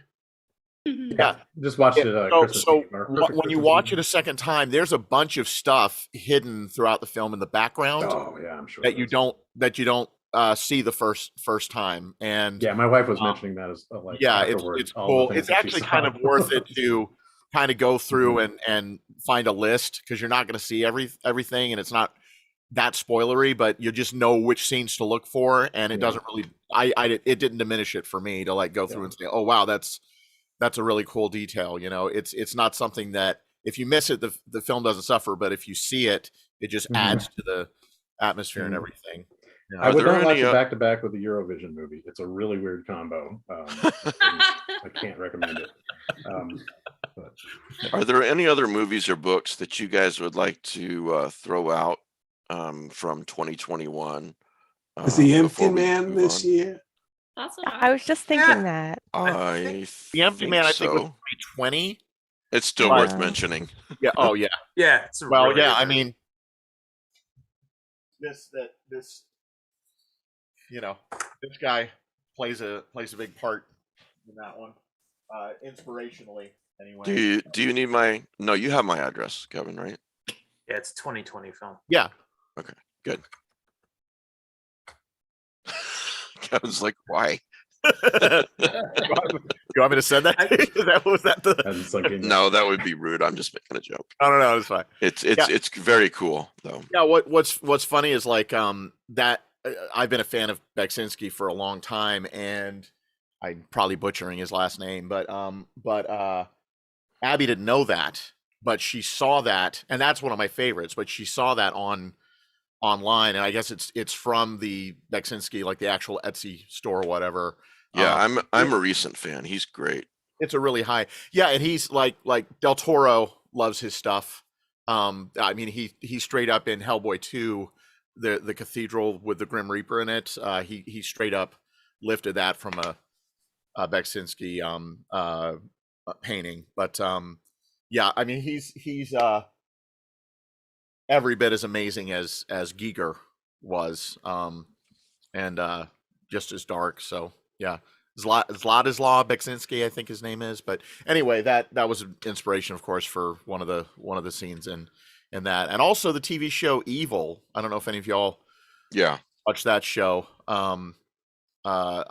I've really been enjoying that show. It went some places I didn't expect it to, and yeah.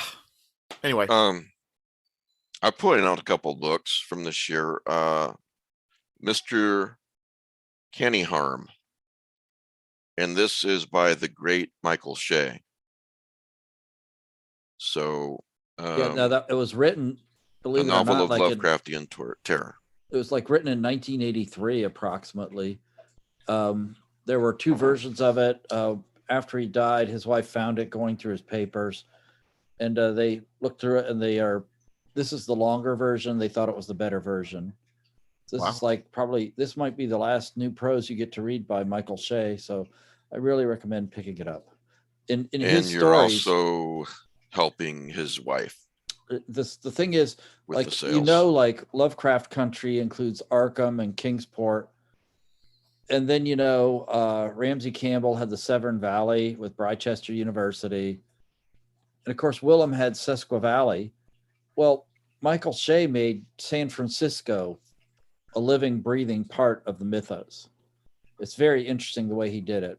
Yeah, we talked about that, Matt. I don't know if you saw this particular interview where it was me, Philip Fracassi, Cody Goodfellow, and Laird Barron. And I named it something like Buddy Horror Episode or something to that effect. You can watch it on YouTube or listen to it on Spotify or whatever. But it was such a great conversation. And one of the things, the reason why I bring this up is one of the things that Laird brought up was this sense of location, and how when he went to California, he could see that. To visit Michael Shea, he could see that, that location that he was writing about. I found it very entertaining when I'm reading Michael Shea. Actually, I pull up photos of the places that he's talking about in the streets just to give myself that same visceral sense. And then last but not least, I mean, there's other books out there, but The Veil of the White Horse. Yeah. New book from our friend Scott Thomas. And I will tell you, I mean, I know that we're all waiting on the Sea of Ash sequel from him. I don't think anyone under the sound of my voice would disagree with that. In the meantime, we have this, and you know how he writes. He's Mr. Autumn Atmosphere, Charles Grant type, but more poetic. So definitely pick this up. And as a matter of fact, it's available on Kindle and in print, but it's also available on Kindle Unlimited. So check it out. Cool. In the meantime, I will keep nagging Scott about Sea of Ash 2. So,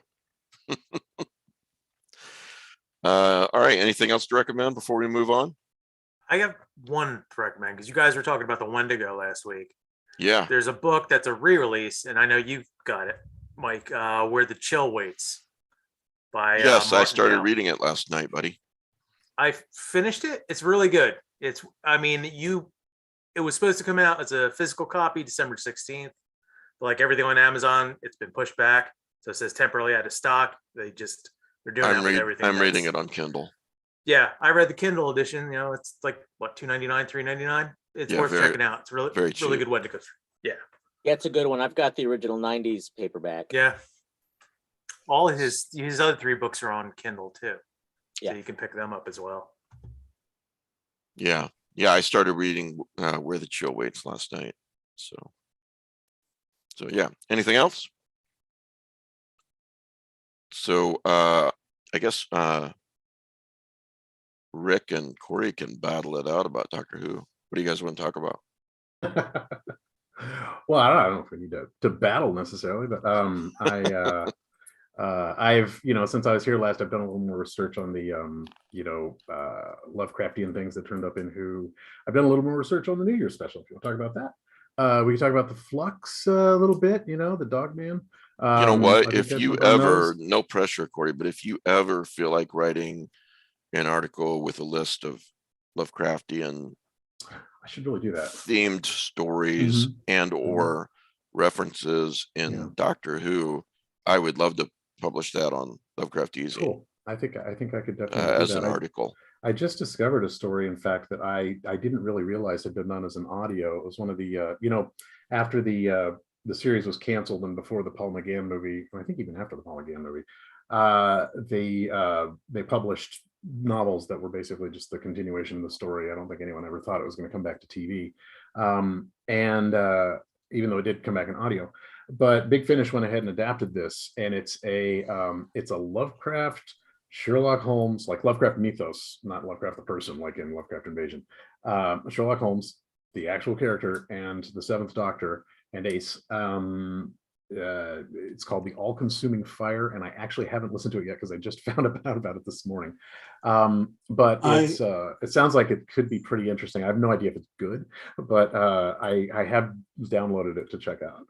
If it's like the book, have you read it? It's going to reconcile every entity in Doctor Who with the Cthulhu mythos. It looked like there was one line of dialogue where Sylvester McCoy basically sums up all the, it's like the intelligence was this, and the intelligence from the Winter Special was Yak Sosoth. So. Yeah, and Fenric is Hoster, I think. Haster is from the Wolf of Fenric, the one with the vampires from the future. Yeah, but it's even without just the literal themes, I really thought this last season was they had a whole lot of existential, universal, cosmic horror type stuff that I think landed with mixed levels of success. I thought the Angel episode was pretty solid. But that was the most recent season now. That was the second best Angel story I think they ever did. Yeah, again, like aside from Blink. Yeah. So I think I watched the first episode of this season, and the Halloween invasion, I think. I think so, but I wasn't overly impressed, so I just stopped. If I only watched a couple of episodes, if that's possible for the story arc, of episodes from this year, do you guys have a recommendation, or is that just not the thing to do with the overreaching? I don't think you can do that with the Flux storylines. It's pretty tough the way they stitched it together into 6 episodes. I mean, there's, like I said, I mentioned the Angel episode. I think it's a really good standalone episode you could watch without actually following the rest of the story for the most part. Right. But although it has a hell of a cliffhanger if you do that. But yeah, it's I hate to say it, but I think you'd need to. I mean, it's only 6 episodes at least. Yeah. You could jump in at the end and kind of get a lot of information. Like if you're just looking for information, there's all kinds of info dumps, which is one of the issues with the script actually. But exposition. The viewership of Doctor Who in the last year or two has gone down greatly. Yeah. And I think the blame for that is, right up to the top, Chris Chibnall. I think that's where a lot of it has been. I don't say that in a I'm trying not to be negative, but if we're discussing it, let's discuss it. It's not Jodie Whittaker. No, I think she does a great job. And I think it's unfortunate that there have been times. I'm sorry, I'm talking about but it's been unfortunate there have been times where her doctor has made some decisions that felt really contrary to how the doctor would normally behave, and it seemed like erratic writing for a doctor who's pretty groundbreaking for a lot of people and for a lot of reasons. Her letting all the spiders just suffocate and die in that one episode, and while Chris Noth got to escape, was really odd, for example. But I will say though, I have been going back. I'm on a Third Doctor tear right now on BritBox. And man, I forgot how many times John Pertwee picked up a gun. It was just not like a firearm, but a ray gun or some type of alien weapon, and was just totally fine with using it if necessary. But But yeah, I really think the writing has been really, I mean, for me personally, the writing has been all over the map. I think there have been some episodes I really thought were solid. I really like the Sontaran one with Mary Seacole in this last season too. I liked what they did with the Sontarans and kind of bringing them back to those really kind of more hideous 70s versions that initially were introduced. I think the whole thing has been pretty unfair to the first female doctor. She should have gotten some absolutely fabulous writing, but she can only do so much with what she's given. I don't know if you can name one story that's a real like cracker classic from her run, honestly. I mean, I wish there was. I really do. I really like the actress and the cast and everything. Like we've actually gotten hooked on some BBC game shows lately. So we've been watching the guy who played Graham host the UK version of The Chase, and he's hilarious. They're all good. I think they just had scripts that let them down for whatever reason. He's like at the beginning, Chibnall seemed really determined not to introduce any new monsters if he could. If he could avoid it, he really wanted to do just originals the first time out, and then so that they could get new viewers or something. I don't know if that was such a great idea.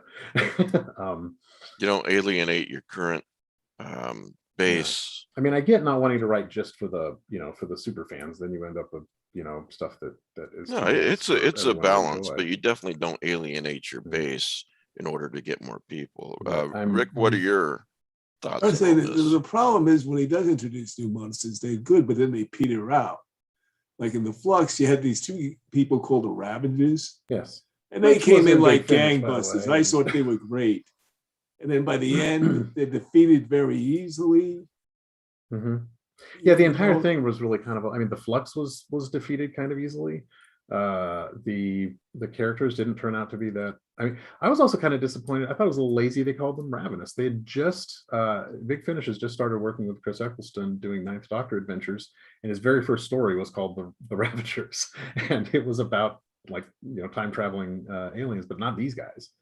And I thought that was a little lazy too. I'll tell you, I watched one or two Jodie Whittaker episodes, and then I just had this. I felt like I needed a palate cleanser, and went back and watched some 11th Doctor episodes. Just this is when the stories were great, kind of thought in my mind. I'm really curious how. I mean, Davis is one of Davis's, or some of Davis's most fondly remembered stories were actually written by Moffat, who of course took over. Are you okay, Mike? Me? Yeah. Oh, yeah. I saw you were. I'm looking at my books to see it. I'm looking for a book while you're talking. Your face is big on my screen, and I thought, yeah. Anyway, sorry, where I was going with this. But yeah, the Ravagers and the some of the concepts they introduced. The Grand Serpent I was going to mention. Yeah. Was a really interesting character to introduce. I think who kind of was also kind of defeated easily and didn't really go anywhere. Although I will say I don't want to.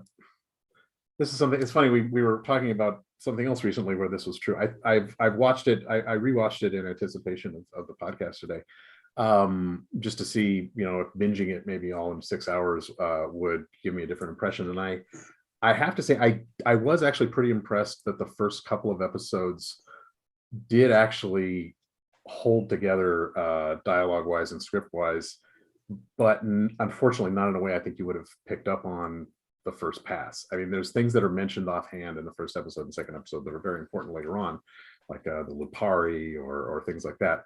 And I noticed I learned something from that first episode. When the Doctor falls from a great height, she's not too worried because apparently she can just bust through a subway roof or whatever it is she did. Oh, was that the in her first episode? Yeah. Yeah. Well, she was. I mean, I don't want to. I'm not making excuses, but I'm going to be that guy for a second and say she was regenerating, so she had like leftover regeneration energy, and they're especially hardy when they're in the process of regenerating. Like Tennant was able to channel his regeneration energy into a severed hand and regrow a hand while he was being regenerating, that kind of thing. So I mean, I think that's okay, but Pete? So on the 6 Flux episodes, does it feel like they tried to shove an entire season, like Mhm. 12 episodes of storyline into Yeah. 6. Yeah, I think so. And We had a bit of a Peacekeeper Wars problem there. And I was really fascinated by the Grand Serpent as a possible interpretation of the Master. Right. Because his name is Prentice, Mhm. as in apprentice. Is this like the first version of the Master? Mhm. But it doesn't go anywhere. But then he turned out to be a Goa'uld. Yeah. And it doesn't go anywhere. And then they had 2 versions of the potato people, the Sontarans. Yeah. Like, it's like, yeah, here's the Sontarans Yet in the they're all damn Crimean Starkey. War. And then we're gonna jump. Oh, look, and they're doing another time travel thing here in England. Well, I think one thing that actually supports the idea that it was a whole season crammed into 6 too, is the way they used they, for no real reason, they had 3 different versions of the Doctor in the final episode. Kind of trying to sit in on every plot, like that maybe she would have been in if there were separately, if there were 12 episodes. Exactly. I don't know. This is all, unfortunately, this is all conjecture. I mean, I don't know for sure. Yeah, but the idea of the Lupari as a recurring character in 12 episodes rather than 6 makes it a whole lot more fun. Also, why was he wearing samurai armor? I just and it kind of reminded me of Gordon R. Dixon's his bear people. They looked like fuzzy little teddy bears, but they were warriors. Like, here we just made them dogs. Yeah. Right? Well, and it was, I mean, there's all kinds of, I mean, if you want to really get into it, I mean, the whole Flux series presents so many illogical things. Well, I mean, the idea that every Lupari is bonded with a human is insane. I mean, and would never really work in the real world. But you want to talk dangling plot threads? How about Bell and Vinder? I'm sure we're going to. Well, I say I'm sure, but I suspect we're going to see them back again in the specials at some point. Yes, their plot line is dangling way too hard. And I liked those actors too. I thought those characters were interesting, and it almost looked like they were trying to set up a spin-off at the end with them and Crenavista, the dog man. But well, as you guys know, Rick, sorry, saying that like the division, the big thing was he found out about the division and he got this watch at the end. But they destroyed the division very easily. Yeah, it was supposed to be some hidden, sort of more powerful than the Time Lords ruling the universe, ruling the multiverse, and managing the various versions of the multiverse. Is there a multiverse in Doctor Who? Well, I know there is technically. In Doctor Who. I mean, there kind of is, and there kind of isn't. I mean, there's an Earth 2. This story very specifically does feature literally 2 universes, and they're actually on screen at the same time at one point. And so, but I don't know if it's not. I don't think it's a multiverse necessarily in the Spider-Man or in like the Marvel or DC sense. Right. It might become that with Davis. I mean, he's talked about the possibilities. But they had a parallel Earth in the John Pertwee era. Oh, right. That was, Inferno. If you have BritBox and you've never seen the Third Doctor, sit down and watch Inferno. It is awesome. I was wondering too. And didn't Rose go to an alternate Earth? Yes. Oh, yes. That's what we're She talking and about. Cybermen. The Metacrisis Doctor went there. The Tenant Regeneration, who was fully human. Right. We have a Cybermen offshoot that originated in that. Rick, do you or have you listened to a lot of the Big Finish audio adventures? No, I haven't. Okay. Well, as you guys know, I love audio drama. I understand the reason for that is I love the stuff they do with Dark Shadows. It's too much to collect. No, I know. That's why I'm asking this question of Corey. With so much being out there with Big Finish, I'm wondering, please, no pressure at all, but you're the expert because you've listened to a lot of Big Finish. I know. Can you come up with like a list of, say, 10, 15 of the very best Big Finish episodes? Not that we can't branch off from there, but I would like to start off with, you've listened to these before, and you can sort of say, hey, start here. This is a good one. This is a good one. This is a good one. Right. I would love that, really.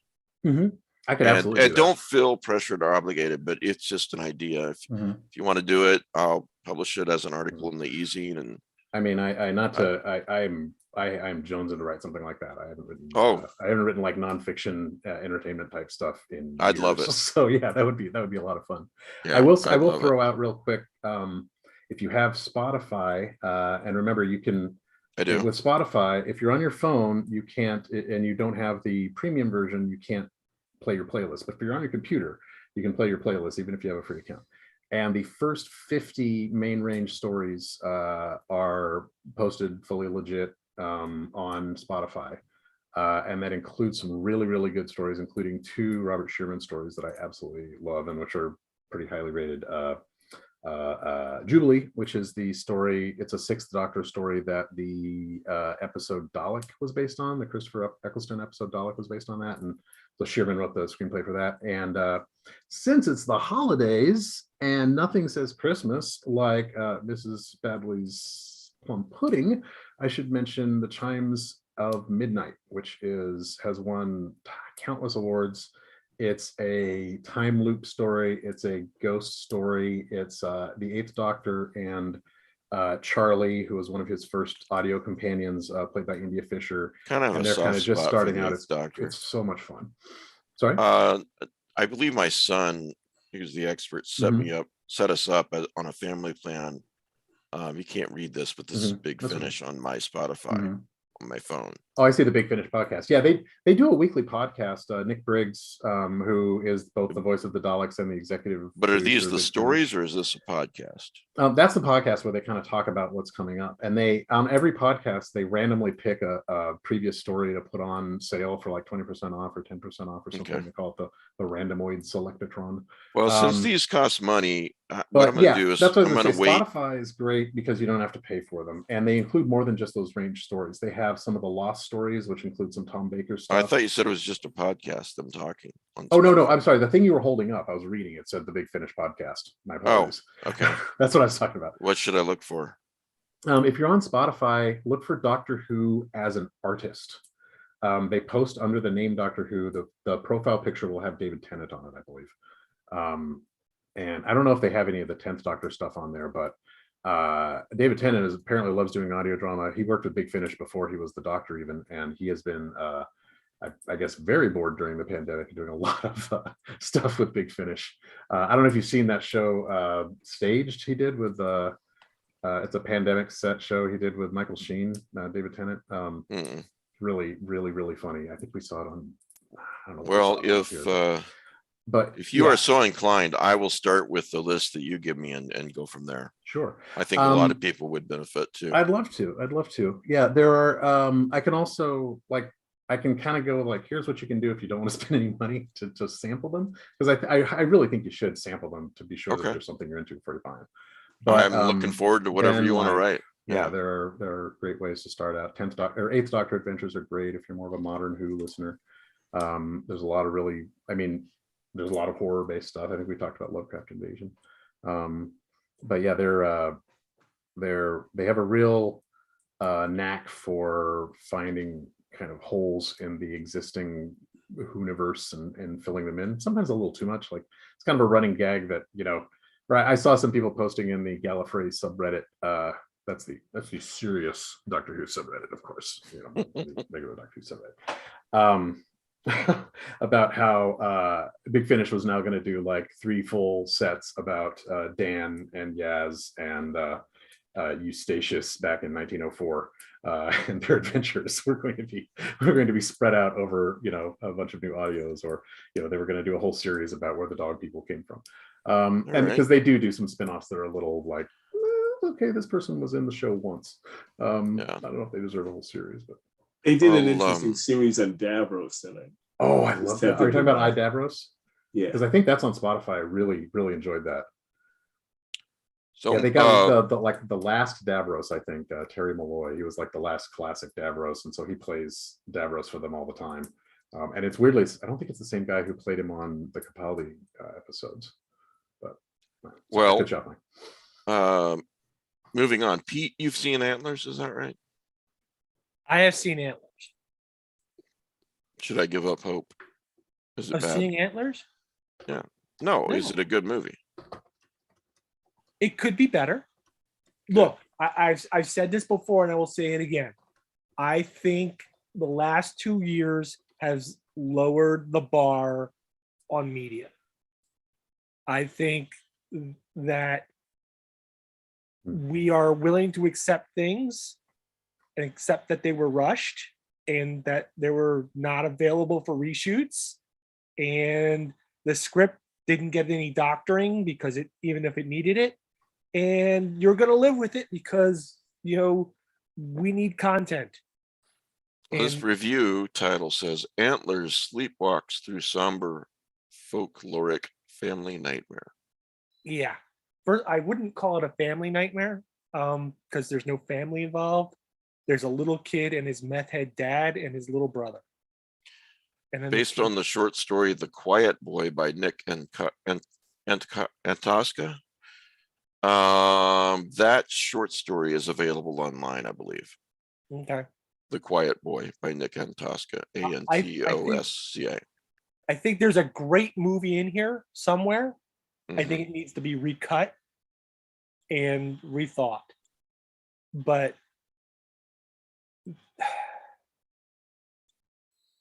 it stumbles in places. Okay. So, and it calls, and it's even called out in the, they call it out in the film as well. There's like one American, a Native American character that they go to and say, look, you know, this kid in my class has been drawing pictures of the Wendigo. What is this? And it's like, oh, it's a Native American kid. It's like, no, it's not. This is really? Well, you guys are screwed. Why did he look it up on the internet? I just work here, man. No, I'm saying that's a plot point. Yeah. Because what the internet has destroyed is experts. Yes. I mean, if Carl Kolchak was today, he wouldn't be always going to these museums and talking to some guy who's an expert on witches or whatever. You look it up on the internet. Right, right. Which is, you know, why so many people are setting stories back in the 80s and early 90s before all this stuff happened. So, because if you have access to a cell phone or the internet, all your lack of knowledge just gets blown away. Have you read the short story? I have not. Okay. Well, I just linked to it on our stream. I'll do that on the viewer stream now too. I think, and don't get me wrong, I think there are really great points of brilliance in this film. All right. Yeah. There are some scenes, and I think that the creature creation is just as good as the monster from Ritual. That's saying a lot. Yeah. Yeah, that was good. But I think it breaks down on some pacing and some storytelling that could have been done better. All right, guys. Last but not least, are there any movies that are coming out soon? Any books that are coming out soon? Anywhere near the horror, weird fiction genre that you're looking forward to? That's awesome. Wow. It was supposed. I haven't actually seen that new Del Toro movie. Is it any good? Yeah, it's not. Don't know. It's not. It's noir rather than Nightmare Alley. Yeah, it's a horror, remake. It's a remake of a Tyrone Powell movie. right, but it's supposed to be. It's Oh. supposed to still feel like a Del Toro film, even though it's not. It's noir rather than horror, but it's supposed to be pretty dark and pretty good. There's a plot line involving freaks. Okay. Chronicles. Okay. So has it got like a? You said it's involving freaks, like it's a carnival type. Yeah, it's. Yeah, I suspect I know what the conclusion is going to be. I grew up with carnies, so that sounds like film be right up my alley. Just throwing that out there. Grew up with In Ernie. the if you see the Tyrone Powell movie, I grew up in Florida, about 15 minutes from Gibsonton, which is the winter home for carnies. Like the International Showman Club is there. The family that lived across the street, the lady, the mom eventually became president of the International like Showman's Association and stuff. Like, so they were real deep in that and everything. Yeah, and my dad's band used to play there sometimes, and so I'd go down there and hang out. Yeah, but anyway, I was just commenting that So here's another book. Okay, and Mike DeBronzo is waiting for this as well. If you're familiar with the French artist Beranger, I don't even know if I'm pronouncing that right. I apologize to all of France and the entire French-speaking world. He is spectacular. His Call of Cthulhu and the first part of the Mountains of Madness were just wonderful. We've been waiting on volume 2 to see what he does with Shoggoths and that kind of thing, but it's due out in the next month or so, I think. Yeah, it's supposed to be January now. This was supposed to come out back in September, so it's been pushed back every month. So this is like the third time it's been done. And he's also, if you follow him on Instagram, I want to say a few months ago, he had posted his next Lovecraft book. I don't know if it's his next book. It's going to be the Dunwich Horror, but who knows when that's going to come out. That's great, because that's never been done before.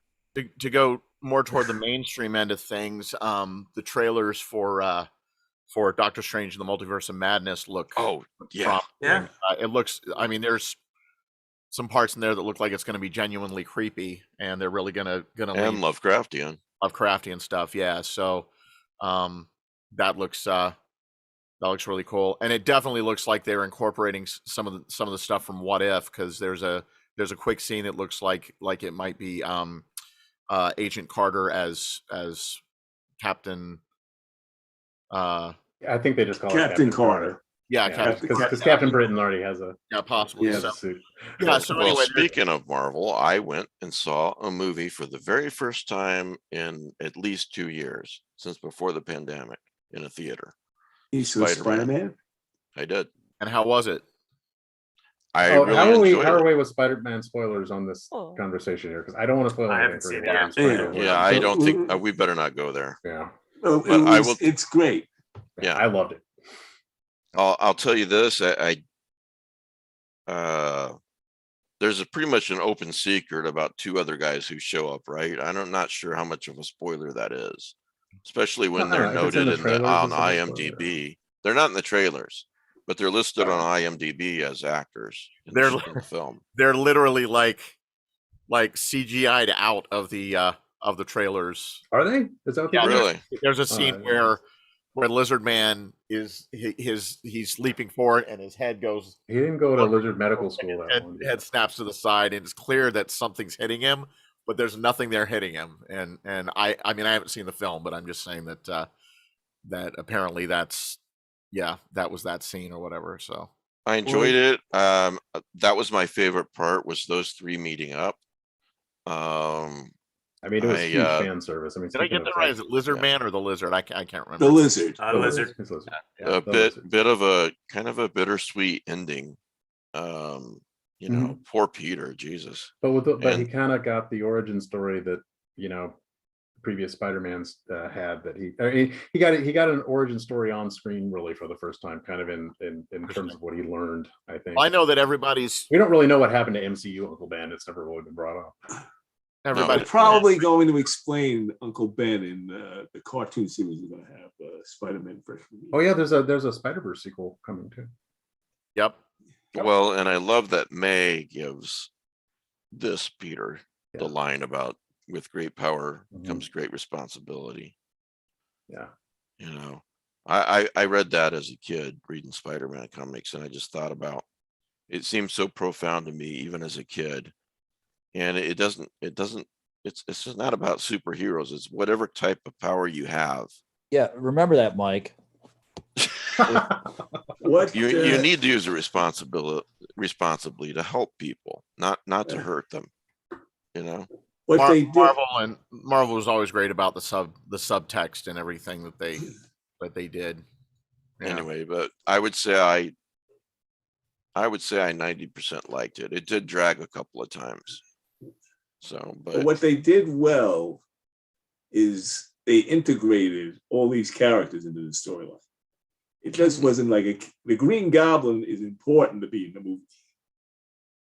Well, and it's really interesting too, in that they have now, like, again, I'm trying not to spoil too many things here, but there are many classic moments from Spider-Man comics that they were able to work into this story. I think that or just some combinations and team ups and stuff that I didn't think we were going to get to see in the MCU, which is nice, without having to like figure out a whole new origin story for the same villains again. You know, we didn't need to see, you know, where Doc Ock came from again, that kind of thing. I'm excited to see what's going to happen with the DC's, you know, greater introduction of their multiverse stuff with like Keaton coming back as Batman. Apparently they're doing a Batgirl film, and Keaton is going to be in that as well. Yeah, I think it's a direct HBO Max. I love that thing, Flash wherever teaser. Warner Brothers is streaming their new stuff. I know we don't get any of that. I absolutely love that Flash teaser with the Michael Keaton Batman voiceover. Mm-hmm. You know, you Did can you go guys watch anywhere, the Crisis any on Infinite universe, Earths any they did on- timeline. You know, why are you here? Did you guys see the Crisis on Infinite Earths they did on the TV Flash, on the CW Flash? I haven't caught up to that yet. No. Oh, okay. I did. Yeah. The best part about it was Brandon Routh as Superman. He's wonderful. I mean, and if you don't watch Legends of Tomorrow, if you don't watch any other CW superhero show, just watch Legends of Tomorrow and go fast through the first season. He's wonderful in that. But they also had there was a connection. Let's say there was a connection to the DC JLA universe in it, which I absolutely did not expect to see. Oh wow, that's anyone cool. did. What do you mean? I missed this. And do you remember when? See, I don't want to. Fuck it. Do you remember when Ezra Miller showed up? Yeah. I think. That's well. That's not a spoiler, but yeah, he says, "I told Victor this was possible." Yeah. You know, so I mean, like clearly that's tight. I need to watch more of the JLAs. I'm sorry, I'm more of a Marvel head. The absolute best line in that TV Crisis on Infinite Earths was Brandon Routh's Superman. Yeah, Matt. Where she says, looks at his shield and says, "Hey, why'd you add black to it?" And this is a guy who's lost his Lois Lane, all his friends. And he said in that very Alex Rossi way too, in a really horrifying way. I mean, he killed the whole planet. Yeah, and he goes, because Lois, even in the darkest time, hope cuts through. Hope is the light that lifts us out of darkness. He stole the entire show with that. Well, and he was playing. I mean, they said he was playing the Christopher Reeve Superman. Yeah, he's the Christopher Reeve Superman. He is now the Christopher, and so that was his kind of, and they even like grade him up a little on the temples and stuff. I thought that was a really nice touch. And he did come back from those recent Flash crossover too, and I think it may have been Brandon Routh's like sayonara to the CW DC universe actually.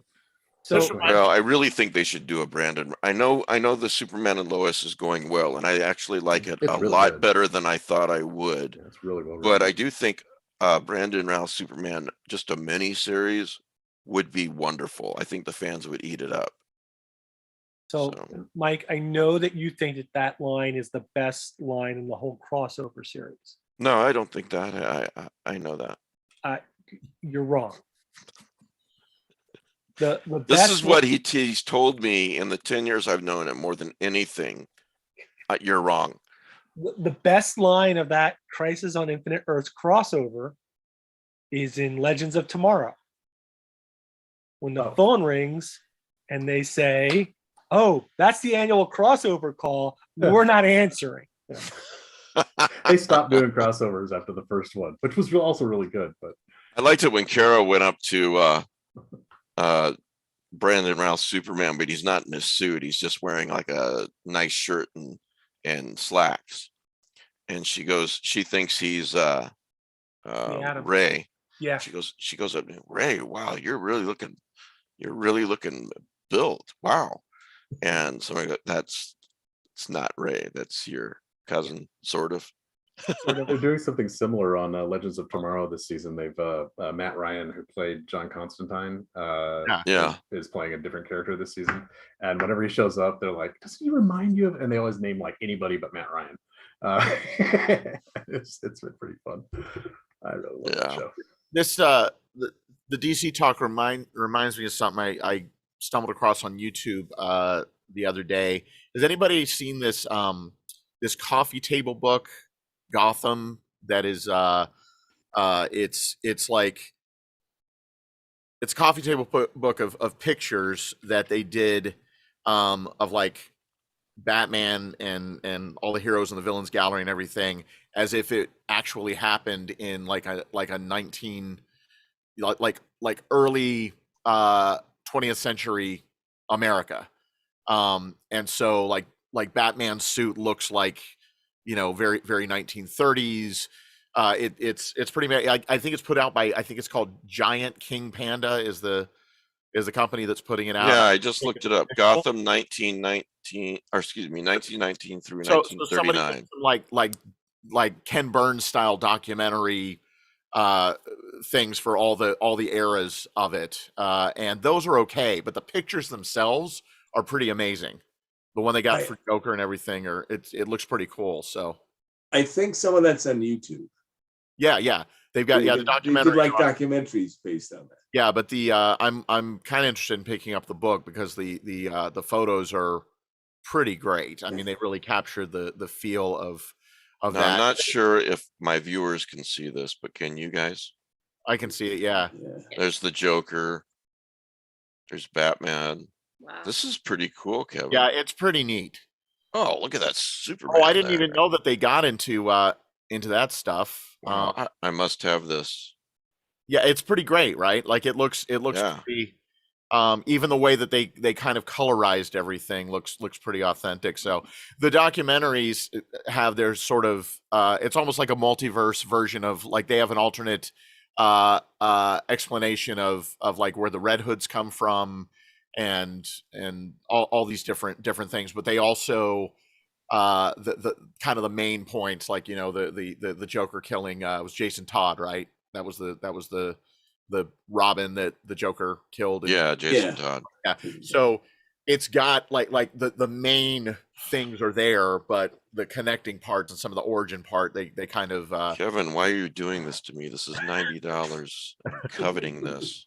it looks pretty cool. But yeah, the DC talk just reminded me of that, because I ran across that, I don't know, week before last, I think. I meant to mention it. So, but yeah, anyway. They got Two-Face, they got, wow. Yeah, I love the lineup of the Justice League. Yeah, it's awesome. They went pretty in depth with it. Justice League of America 1936. This is great. Yeah, so it's Golden Age, right? Yeah. Yeah. Well, no, it's before. Superman was introduced in 39. Right. Oh yeah. That's true. That's true. Yeah. And Batman in 40. Is that right? Yeah, that sounds right. Yeah. Year after Superman. So anyway, guys, Merry Christmas, Happy Holidays, however you celebrate. I mean, I can't say enough how much I appreciate all you guys. I hope I'm not coming off, as Danielle would say, a sentimental sap, but I'd rather say these things so that my friends know them and, you know, take the chance. So you guys talking with me now, everyone that helps me by giving financially or encouragement, Patreons, and then just everybody who watches and listens, and, you know, as Victor said, feels like they're sitting around a bar with us discussing this stuff, these types of things that we love to talk about. So I always love hearing from you. If that's you, don't feel obligated to write lovecraftezine@gmail.com, but if you do, and tell me that, it always makes my day. So anything else we need to discuss before we leave? Matt Carden next week, I believe. So that should be interesting. What do you have there, Pete? So my son got me this for Christmas. It's a Cthulhu Zippo lighter. Oh, that is right. Nice. Now I had to take up smoking. Yeah, you do. You have no choice. Take up arson. You know, And my It's like older incense for your rituals. Yeah, And get a pipe, Pete. Yeah. Get a pipe. my older daughter got me this. Hail Hydra. That's cool. Nice. Get a And- pipe and some leather Huge. slippers and see if you can talk Mandy into, after a long day, say, I need my pipe and slippers, and see how that works out for you. So I used to like once a Probably month. won't work out. I used to like once a month smoke a cigar. Yeah. And she would banish me from the house for about 3 days. So I finally gave up smoking cigars. A man's don't- got to smoke a cigar every once in a while. Every once in a while, yeah. And she says that's what Providence is for. It's what? So, What? That's what Providence is for. Oh, yeah. Like I around, do or smoke when the I'm at concept of- Providence. Oh, okay. So, I can smoke in Providence. I can probably smoke in Portland. I can smoke a lot of stuff in Portland. That's true. Yeah, Pulver You guys was oughta my come up to cigarette Canada. supplier when he was at cons. Last but not least, Joe, I don't know what I believe, but if you are looking down on us, Merry Christmas, man. We really miss you. So, now Pete has to be the favorite character on the show instead of Joe. So, right, Pete? That's right. I miss Joe so much. Yes, we do. Thanks for all the presents, guys. This was a lot of fun, and we will. Honored to be here, Mike. Thanks. Yeah. Yeah, this Yeah, is thanks a great lot, as Mike. always. And thank you, Corey, for talking about Doctor Oh Who. yeah, and Eve of the Daleks. I forgot to talk. I didn't talk much about the New Year's special. Eve of the Daleks airs on New Year's Day in the UK and probably in the US. I know I can get it up here that day. It is a self-contained story. If you want to just check out Jodie Whittaker and you have memories of the Daleks, I think it might be some kind of time loop deal. right. So yeah, give it a go if you're. Sounds of a good. mind. It looked like they destroyed all the Daleks at the end of the books, though. So Oh, they're always destroying all the They show how Daleks. they You can't read. destroy I'm listening to a Time War audio story right now. Oh, no. Okay, but that's a whole nother episode. All right. Thanks, the de- everybody, and we will see you next week. Thanks, Mike.